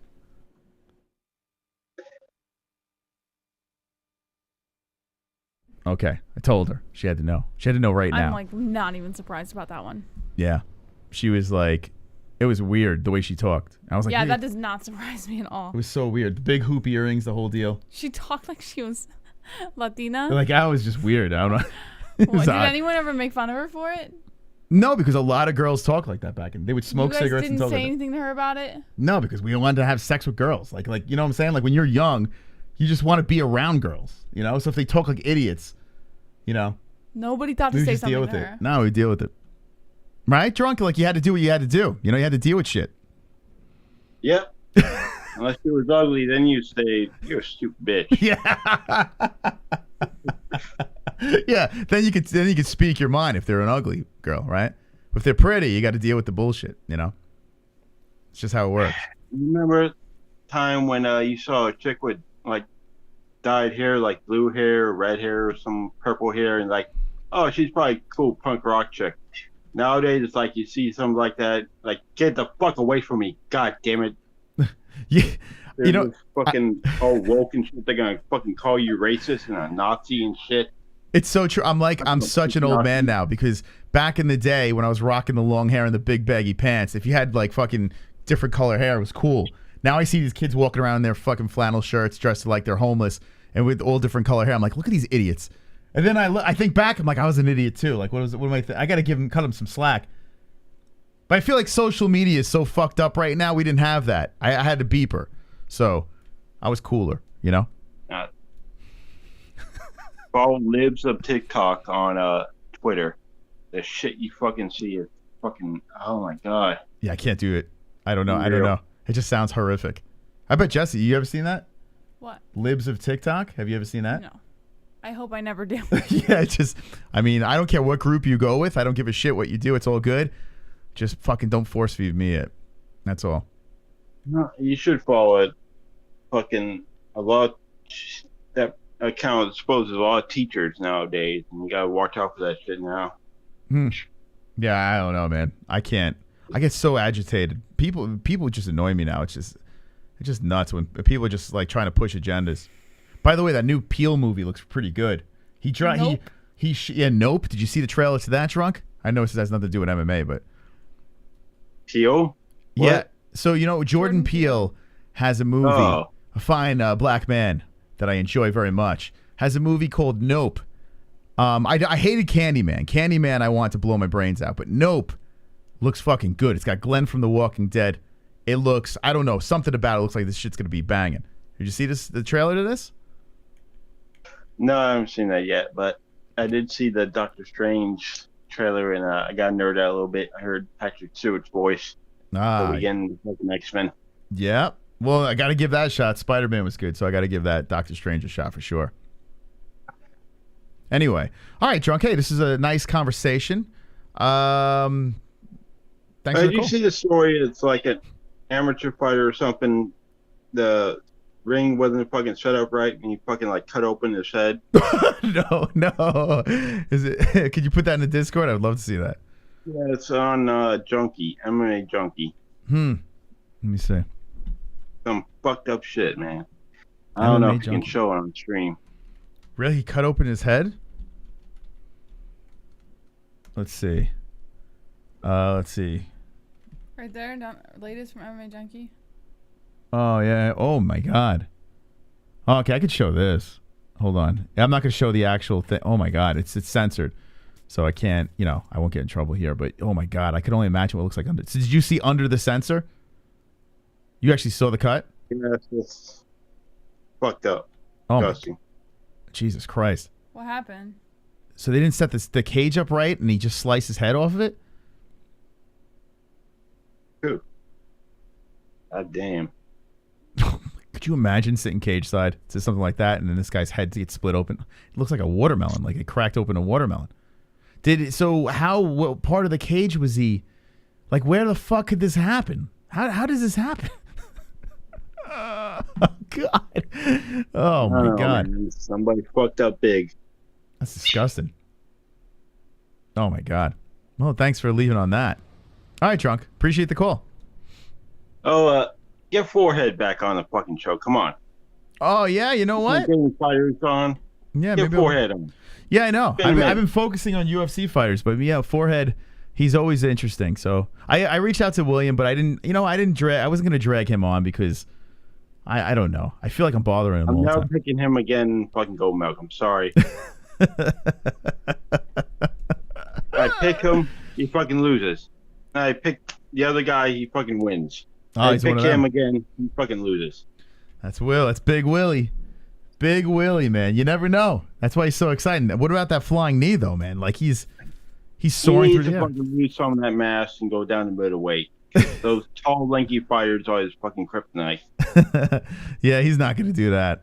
We've been barking at him about that for a while, and he is saying there is no physical way he can actually. I mean, he already missed weight by 12 pounds up here. So I mean, at light heavy. So If Rumble can fucking do it, he can do it. No, this guy has got. crazy. He is a boulder. He is literally a boulder of a human being. It's wild. He's just getting bigger. He's got to stop pumping that weight, man. It's nuts. Dude's he's not gonna fit through a doorway soon. All right. Drunk. Thanks for the call. Still Valentine's Day for you guys, so you could just text Felony real quick, like "Happy Valentine's Day, big boy." Okay. Come on. I'll be sure to do. I'll do that. All right. Thanks, Drunk. All right, later. Yeah. Oh, later, Slap Nuts. That's Drunk Savage coming in. Thank you for the call. Very nice call. We got to learn a lot about Drunk Savage. So I keep changing the settings on our Discord here so we don't get these goofball alerts. And for some freaking reason, I still get the alerts. Like, what is that? It's weird. Anyway, jump in our Discord. It's completely free. Just jump in our little Discord over here. It's the MMAHoles.com if you like to talk off air. while we're gone. The MMA Holes support foreheads, all sides. That's right. Don't talk about Big Willie. All right, what's going on with this? Is that you? That's you, Jess. Yeah. Why are you? I'm telling them how to do it. They were asking. Oh, I'm like, why the fuck are these? I'm gonna change the settings. Hold on a second here. So every time I go on Discord, I have to change the settings. Every single time I go on there. Let's see. Audio settings. Advanced.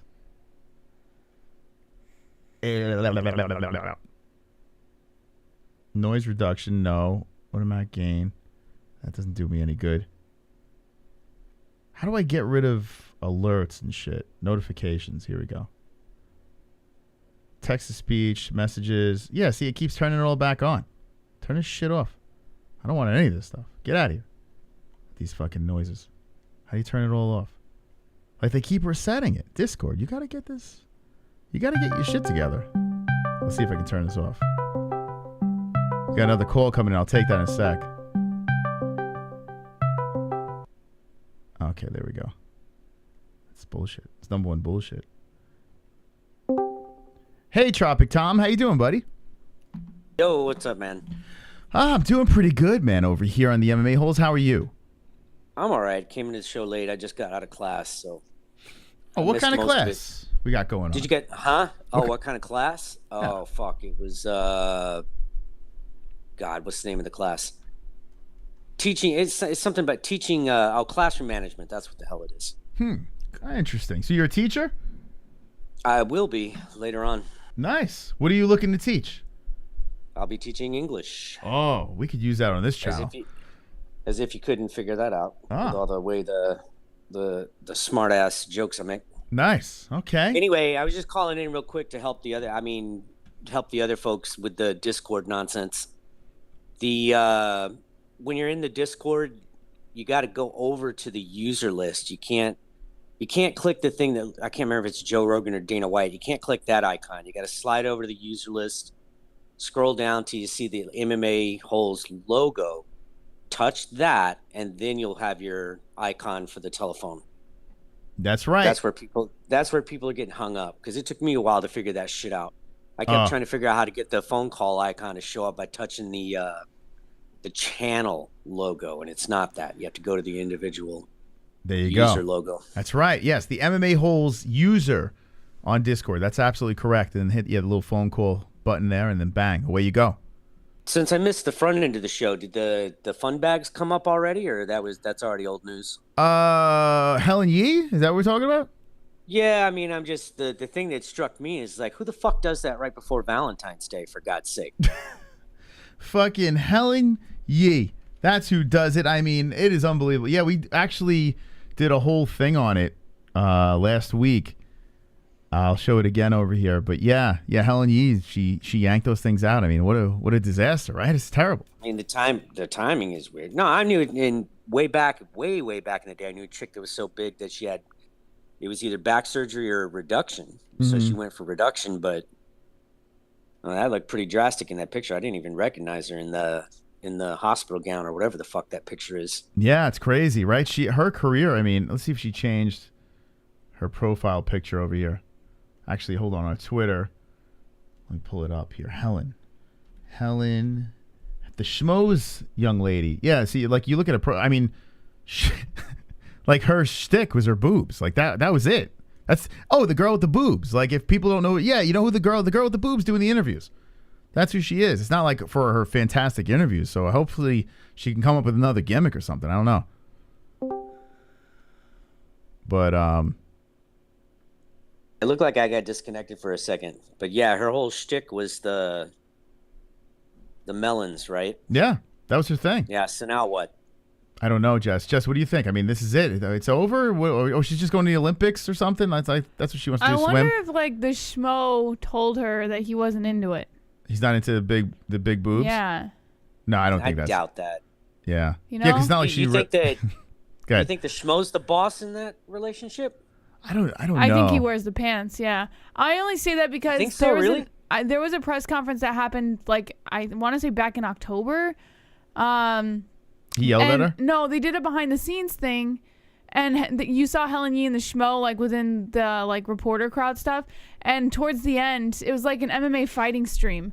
And towards the end, they didn't turn off the camera just yet, and people were packing up. And I saw Helen Yee and the Schmo like packing up, and he was like, it was almost like he was calling the shots, like he was saying what was packed up and stuff. He kind of like directed when they left and things like that. Like it was just like really bizarre, the interaction. So I think that maybe behind closed doors, he is a little. Beats her. He's a little bossy. He dominates her.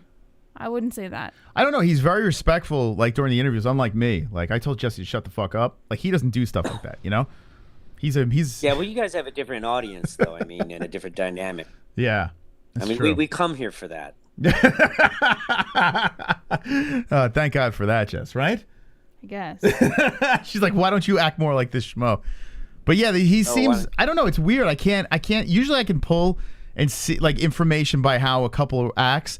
But with them, like he does, like when they're doing interviews, like he's in the zone with an interview with a guest, and then she'll come in with some dumbass question, like it's just the dumbest question in the world. She's like, "What do you think about?" And it's like, oh my! I would say, shut the fuck up. Like, what do you say? They're not even making any sense right now. But the schmo stops in his tracks, complete gentleman, lets her rattle off the dumb question that he probably spoke about earlier in the interview, and then he goes back to his thing. Me, I'd be like, Jess, what the fuck? I already asked that. You know, Jess? She gave me some look. Anyway, we lost Tropic Tom. He got disconnected. But what do you think? What's the theory here? Why did Helen Yee? She says she did it because of the Olympics. You know, she wanted to, you know, try out for the Olympics and that whole deal. But who knows? Are you back, Tropic? Yeah, I keep cutting out. How old is this woman anyway? I don't know. Is she too old for the Olympics? You can't tell what. I don't know. Is she Chinese or like what nationality? Is she Filipino or? I'm curious what. She's probably Chinese. She's partially Chinese because she speaks Mandarin. Oh, okay. Like she'll speak to Zhang Wei Li in Chinese. She was born in 91. She's gonna be turning 30 in August. Oh wow, I thought she was older. She's only 29. Yeah, she'll be turning 30 in August. I could have sworn she was in her. I would have thought she was in. But then again, I think like Chinese people don't age. You know what I'm saying? Like you ever see they have all these products, Pearl Cream and all that stuff, and they look fantastic. They're doing like that crazy. What's that the movement, the motion in the yard when they're in the front yard? Oh, the it's kind of like Tai Chi. Yeah, something like that. Where they got like a pole in their hand and they're fucking swinging it around and shit. They don't age because of that. You know. But 29. It's a scam. It's a bunch of cosmetics and shit like that. I got a lot of Asian lady friends. I know in Korea, at least, it's kind of like it's a scary thing. They'll look pretty good for a long, long time, and they just hit a certain point. It's like some kind of internal thing. A switch flips, and they're like, you know what? Fuck it. This is too much work. Yeah. And they just suddenly you wake up the next morning, they're wearing like fucking circus clothes and they got clown hair. They got the granny perm and they got the fucking clown suit on. It's a scary thing, but they keep it. They hold it together up until that point. They hang on to that for quite a while. But yeah, I feel like they stay the same age. They look the same age for so long. You know, they have some special secrets here. Not ancient Chinese secret. Yeah, that's what it is. Well, but at any rate, so hopefully some other people can call in if they again don't click on the icon for the channel where we're all text chatting. You got to slide the screen over, look at the user list, find the MMA Hole logo, click that. You'll see a phone icon at the bottom. Hit that, and then we can hear from you. Yeah, maybe we'll change the icon to a call or a phone or something like that. That might be your best bet, right? A big telephone, Jesse? I don't know. I'm not very sharp at that shit, and somebody had to really, really steer me through that process. Yeah. It was hard for me to figure out how to slide over to that other thing and then to find out of the big long list of people the right one to click on. But yeah. Well, at any rate, I don't want to tie you guys up, but have a wonderful, wonderful night. Love the hair. Hey, maybe we get some kind of thing where Moss loses and he has to wear the schmo glasses. It's got to be a big bet, man. I don't know. But thank you for the call. Later, appreciate guys. it. There he is. Tropic Tom calling in. And it is true here. If I show you real quick, it's a good call because a lot of people are having problems, I guess. I don't know. You go to the Discord. So say you're in the Discord over here. Jesse's showing like the way. But basically what you got to do is you got to go over to the people, right? So if I want to call up for instance, I see Kainoto and Guido and Espido are online. You just click on them, right? Their profile. No, that's not it. Shit, I'm doing it all wrong. Actually, it's different on the phone. All right, Jess, help me out Yeah, that here. was the phone one I did. All right, here we go. So you click over here to drop down. Okay. So here you go. So here's our group, right?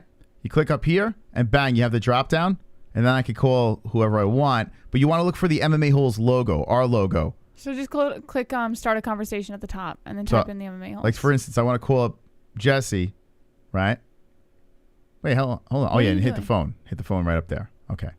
Yeah, it's a little different on the desktop. But yeah, there's a phone right up there. Bang, and I'm calling Jesse. See? Super simple. Although I didn't really explain it too well. But yeah, so here's where we are. You click up here. You got the drop down. No, you know. Don't even say drop down. What? Just click the top left where it says home. Click find or start a conversation. No, I guess you and can do type that in too. the MMA-Holes. That's a lot of work. It'll take you right to the DM, and then you click start a voice call. Okay. There you go. Discord. Jump in our Discord, people. TheMMAHoles.com. But we are out of time tonight, and we appreciate the company as we do have a UFC fight week that we're about to indulge in. Walker versus Hide Your Kids, Hide Your Wife. That's going down. Jamal Hill. And, whoa, B-Man, baby. B-Man coming in with another 2-5. Spin when I win, spin when I win, spin when I win, spin when I win. Dinner tastes good, start to spin. Gas prices drop, let's spin. Perfect poop, stand up and spin. My pits don't stink, it's time to spin. Belt fell off, still spinning. Hand up, smile, spin, spin, spin, spin, spin. I'm dizzy. STS for anyone that tried to call in. 25 more minutes. Lost my mic. I'll tell you what. Thank you so much, B-Man, for the $25 donation. Let's go, baby. If there are people that want to call in, jump in on our Discord right now. We'll extend it. We'll take some calls. If you do want to call in, but I know people are having trouble and difficulties, getting the calls in because they're just trying to figure out Discord. Like I said before, and wow, D-Man dropping the 25. Look at that. B-Man is fucking. He's the fucking hero tonight. Like Jesse said, you go up to here to this icon. It has so you're here. You go to this icon. Bang. These guys drop down. If you find the MMA Holes over here, just click on us. If not, like Jesse said, just type us in and hit the phone. That's simple. All right? But I don't know. I don't know if people are not quite sure if they can figure things out. They're like, oh my God, it's Monday. You're making me use my brain. I don't know. Let's see. Calls. Let's see. Simple. Let's see. Swipe up, down, left, right. A baby select start. Is anyone else here dressing your woman as a man? Says Dr. Whisper. I think all the girls are dressed up like a man tonight, right? Actually, Jesse is a man. What are you talking about? It's a real man over here. Look. Right? Give me a little jive turkey. Hit me with the jive turkey. Jive turkey. Yeah, jive turkey. All right, Jesse's exhausted. By the way, it doesn't look like we got any more calls coming in Discord. I understand people like to call in with phone lines, regular phone. This way is so much easier. It's easier for the show. You can connect online in the live chat, and it's clearer. Every time we take phone calls, people are calling on their fucking phones that they got the worst service in the world. Here you can just sync through Wi-Fi or whatever. Drunk, what do you got, man? I just want to say, I'm looking at Jesse, and this could become a fucking character on the fucking channel. What's that guy's fucking name? That guy. Fuck. What's his name? The Canadian guy. He's like. Psh. The Canadian guy. Who, Two Joints? Who are you talking about? No. Look, you guys have brought him up on the fucking show so many times. The Canadian guy. He wears sunglasses and has like a mullet. He's not Canadian. He's from Pennsylvania, I think. He's I know who you're talking about though. Shit. Who's the psh guy, Jesse? The guy that did what the fuck's his name? Yeah. Psh, that guy. Starts with a B. I don't remember his name. Oh, Ed something. Yeah, Ed Bassmaster. There you go. Thank you. Yeah, Bassmaster. Yeah. He's not Canadian. What are you? How drunk are you? Canadian. Are you fucking drunk? Drunk? What are we talking about here? Oh, so Jesse, what kind of voice would you do with this? I mean, it doesn't really look like. Honestly, it doesn't really look like Jerry Curl, to be honest. It looks more like Cheech and Chong or something. So what kind of voice? But the description when I bought it was Jerry Curl. What kind of voice would you give No, this it character? wasn't Jerry Curl. It was what was the description that I posted in the Discord? It wasn't Jerry Curl. It was something else. Can't remember what it was. So why don't you do like a Cheech and Chong type voice? Because it does look more like that, to be honest. Hey, Ming. Hey, Ming. Yeah, give me that. And that's all I know how to do. Do it like you have a lot of Mexican relatives too. So talk like them. Nah. Ese. No? If this was the age, would probably have the haircut no matter what. If what? This was the 80s, she would probably have the haircut. Oh, yeah, of course. A woman? Yeah, the perm. Oh, yeah. That fucking haircut, you can? Big. It's a big haircut. I could pull it off. I remember my mom used to get a perm when I was a kid, and we would go Like into this? the hair salon, and it stunk. It smelled so bad. Perm in the hair. Yeah, channel that shit, Jesse. Levi wants to challenge you to challenge the inner character right now. Give it. I know you're exhausted. She's exhausted. She's been running around after the baby, so she's fucking shot. But give us something. Give me a good voice. I gave you something, Moss. Oh, you gave me Jive Turkey. She gave us that. And Yeah. I gave you Hey Ming.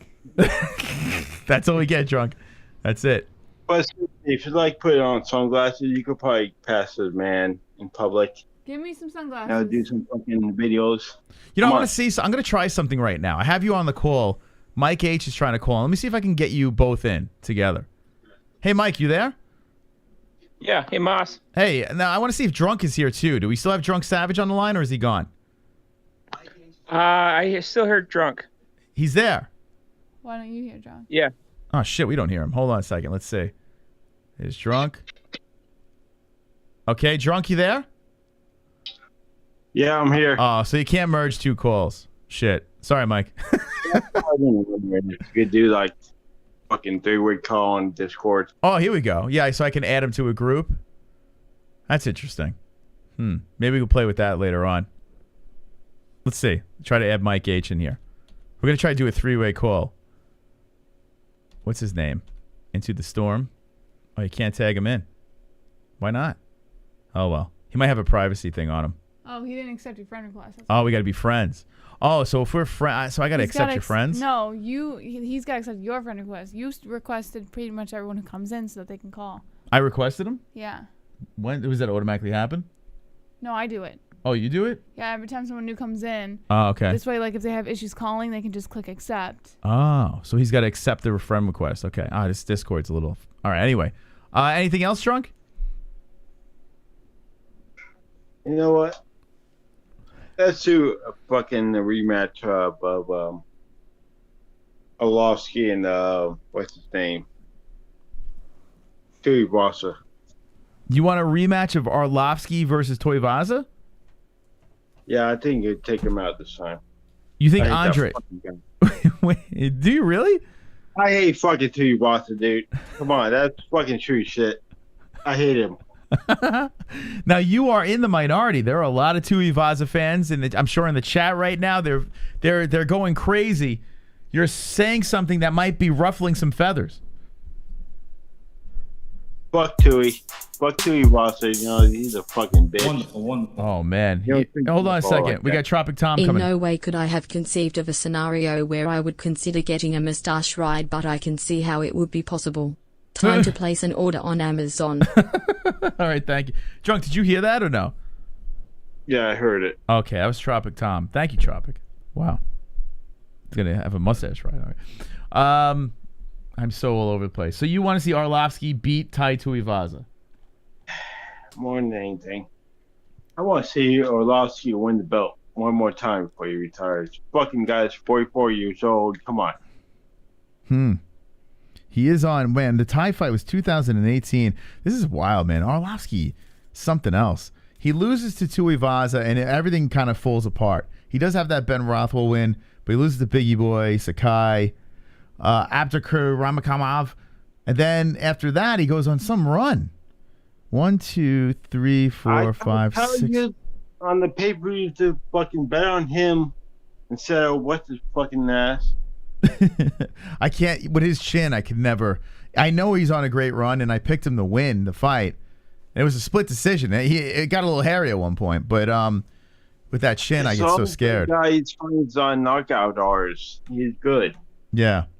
Well, heavyweight is rough, man. Heavyweight is rough. By the way, I'm looking now at Discord. Someone put this in here, a little comparison. So let me just pop this in here. What's the name of that show? Eastbound and Down, I think it was the name. Down. That's it. Kenny fucking Powers. There he is. Jesse looks like this guy. That's pretty good. That's pretty good. Drunk likes it. He likes. We should do a segment each week where you're completely annihilated, and we just talk about just random shit. That'd be fun. But then again, you might not survive, man. We don't want to put you in the grave early. You know what I'm saying? No, I get that way with or without you. So okay, it's whatever. All right, we'll think about that. We'll put Helen Yee's fun bags on here for the time being. All right, Drunk Man. Hey, man, thanks for the recall. Yeah, Appreciate it. RT fucking Helen Yee's fun bags. You better fucking win some goddamn gold or our fucking career is over. That's right. I agree. I couldn't agree more.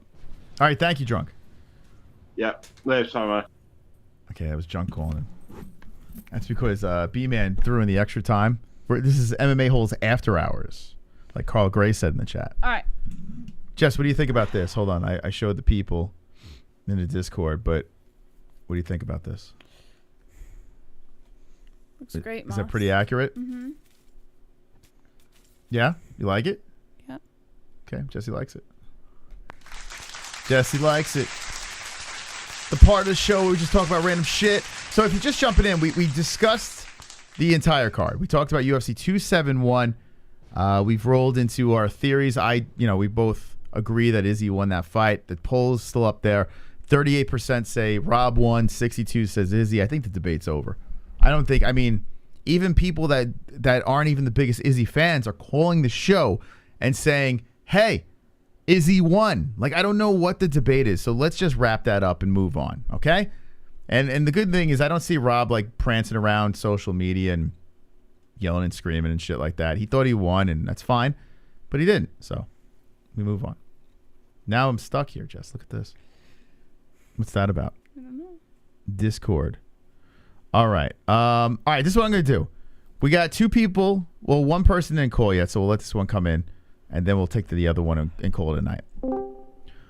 Mike. Okay, sorry about before. How you doing, buddy? Not too bad, huh? This is Jesse. You're rocking that. They're rocking that wig. Thank you, Mike. Thank you so much. That's right. Look at her. She looks good, right? Although I must say it's not a wig. This is my real hair. I had this done overnight. Oh yeah, man. I forgot. I'm sorry. I'm an old man. Yeah. What does that look without the mustache? Can you let's take off the mustache. Actually, it kind of turns me. It looks cute. It's cute, Moss. You hear that? I would say something else, but I'm old enough to be your dad, so I got to be good. It's okay. Moss is old enough to be my dad too. So. I'm gonna have that mustache go down on me later. Jess, what do you think about dirty that? Old man? Leave the mustache on. Leave the mustache on, Jesse. But yeah, look. What do you think? Now she has the mustache off. What do you think? Should she keep her hair like this? I think either way, whatever makes her happy. Yeah, that's right. But I think she will look good, like with short hair. Yeah, it doesn't look bad. It looks good. Yeah, Jess, you look good. Moss is just saying that after the show he's gonna be like, never do that haircut. Never. Why? Yeah, I think you should do that. Perm it up. You look like a completely different person, though. It's weird. Thanks. My mom had a haircut like this once. Did she? This is what my mom looked like about 10 years ago. What are you trying to say? What are you trying to say? Same face and everything. You don't like bangs. You don't like bangs, remember? That's true. No Actually, bangs, oh shit. bangs. This is similar. And you have hair similar to this, right? Yes, I do. Oh shit, she's doing the NH. Oh heck yeah, let's go, Ann. Oh, you and me, girl. Yeah, rocking it, girl. Oh, hold on, Jesse. Find a baseball cap. Put on a baseball cap here, and we can do the NH. There's one over there. Hold on a second. Hold on. Ann and I are gonna be twins. Watch this. Yeah. You have to loosen up those snaps. Yeah. Yeah. All right. It's curled. So Jess is gonna do Ann H. She's gonna cosplay. Here we go. The Knitter 2.0. Oh, yeah. The sucker. Oh, shit. There it is. Mother and daughter thing right there. Perfect. I mean, what the heck? We have a new co-host here. It's Ann. There you go. That's beautiful. Look at that. You know what? It's growing on me. Yeah. I think I like bangs. Now, now. Ann just put on her MMA-Holes hat on right now. Okay. And take a picture of yourself, and then someone screenshot this. We're gonna do side by side. But you have Ready? to have the same. You have to make the same look. So Okay, is it a smile so Ann, or? make this look. Ready? Wait, no. Okay, so it's a wink, and then I don't know. Her eyes are fluttering a little. I don't know if Ann can do that, but Let me turn the lights on. All right, let's see. You got to drop it in the Discord, and we can. Someone's got to screenshot that, and Okay. then we'll side by side with Ann. A little extra time tonight. We'll be twins tonight. This woke Jesse up. Yeah, because now I want to be Ann's twin. I think that's funny. It's so funny. People probably jumping in the show now, like new and like, what the fuck you guys doing? None of your business. Get out of here. We don't want you. We're having fun. Leave us alone. I feel like this is what female baseball players look Yeah, like like in Nick. the 50s. Yeah, she's like Rosie O'Donnell. She's like Yeah, League you know, of like Their- that movie In a League of Their Own with Tom Hanks. You know, like Classic. Madonna. Oh, Madonna didn't have hair like this though. She had like a. No, actually, more like Cher back in the Ah, late. Cher. in the- Yes. So while I wait on the picture, we have another comparison here. This is Jesse.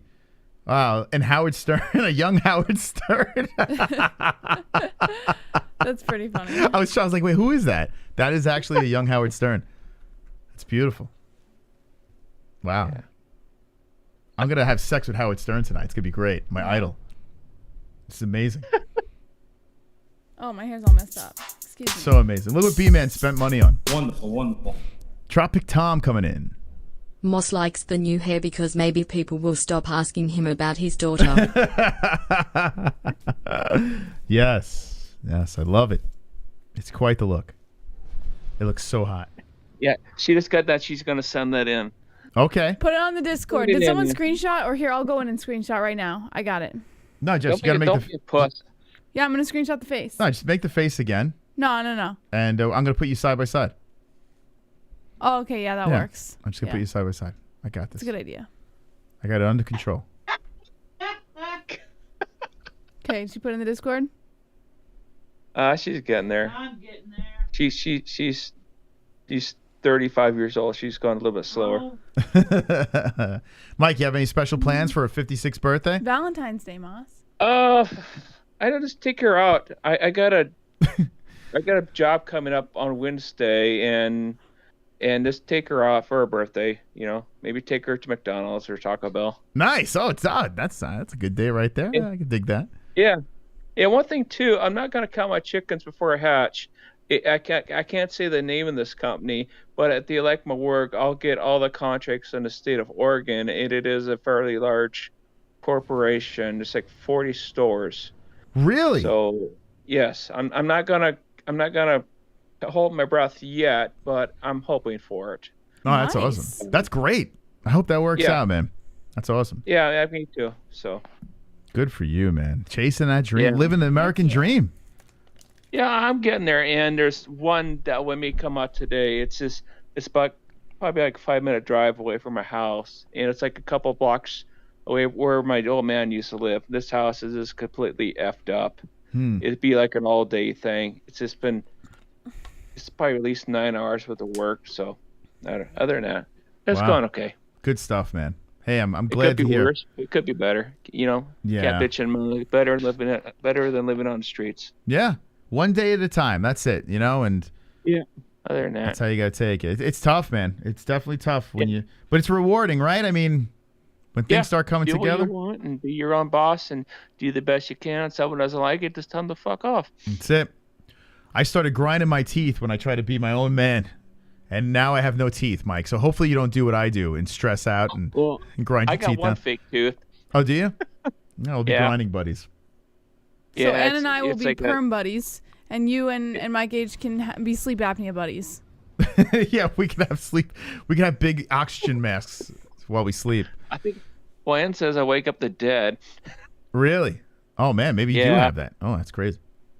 Oh Well, God, I don't know. I don't hear a thing, so it can't be true. Is Ann sending? We got another picture. Hold on. Just getting there. Yeah, we got another She's picture. a procrastinator. She's slower than suck coming to Christ on a Jewish goddamn holiday. Yeah. Who's putting I think these in? one of them shove my dick in your ass would be better. Whoa. Oh, nice. Nice. Oh, it's Kainoto putting them in. That's beautiful. Yeah, that looks cute. That's nice. Ann, where's I'll this? let you guys go. Where's this twin picture, Ann? She's getting there. Ann, just send the goddamn thing in. Jesus. Yeah, send the This is goddamn when thing men in. die- Jesus. This Come is on, why Ann. men die sooner. That's right. I'm 50 years old and have a shitload of gray hair. By the time Ann sends this, I'm going to be 56. Jesus, Ann, hurry up. I'm gonna need some dick pills pretty soon. All right, we'll wait on Ann's picture, and I think we got another call here too, so we'll take that. All right. All right. I'll catch you guys later. Love All right, you guys. be good, Mike. Love you, Mike, very much. We love the Hills. Okay. Pulse wants to get in. Is Pulse trying to get in? Oh no, he's not trying to get in. Pulse started a call. You missed a call a few seconds. All right, Pulse is still there. Call back. All right, so we just wait on the big finale. We're gonna wait on the side by side. All right, here we go. All right, get ready. All right, Jess, get ready. This is the best. Mimic Ann the and I picture. Are the best. Ready? Okay, here we go. Actually, go the other way. Go the other way. There you go. Okay, go that way. Oh, I need the. Hold You on. gotta get the hat. Hold on. Okay, so Jess she's gonna get up. Oh, we need glasses too. You have glasses? I don't. Shit, glasses are that's like. Hold on a second here. Actually, I could probably give you glasses. Let me try to do something here. I probably have glasses, my reading glasses in the laundry room.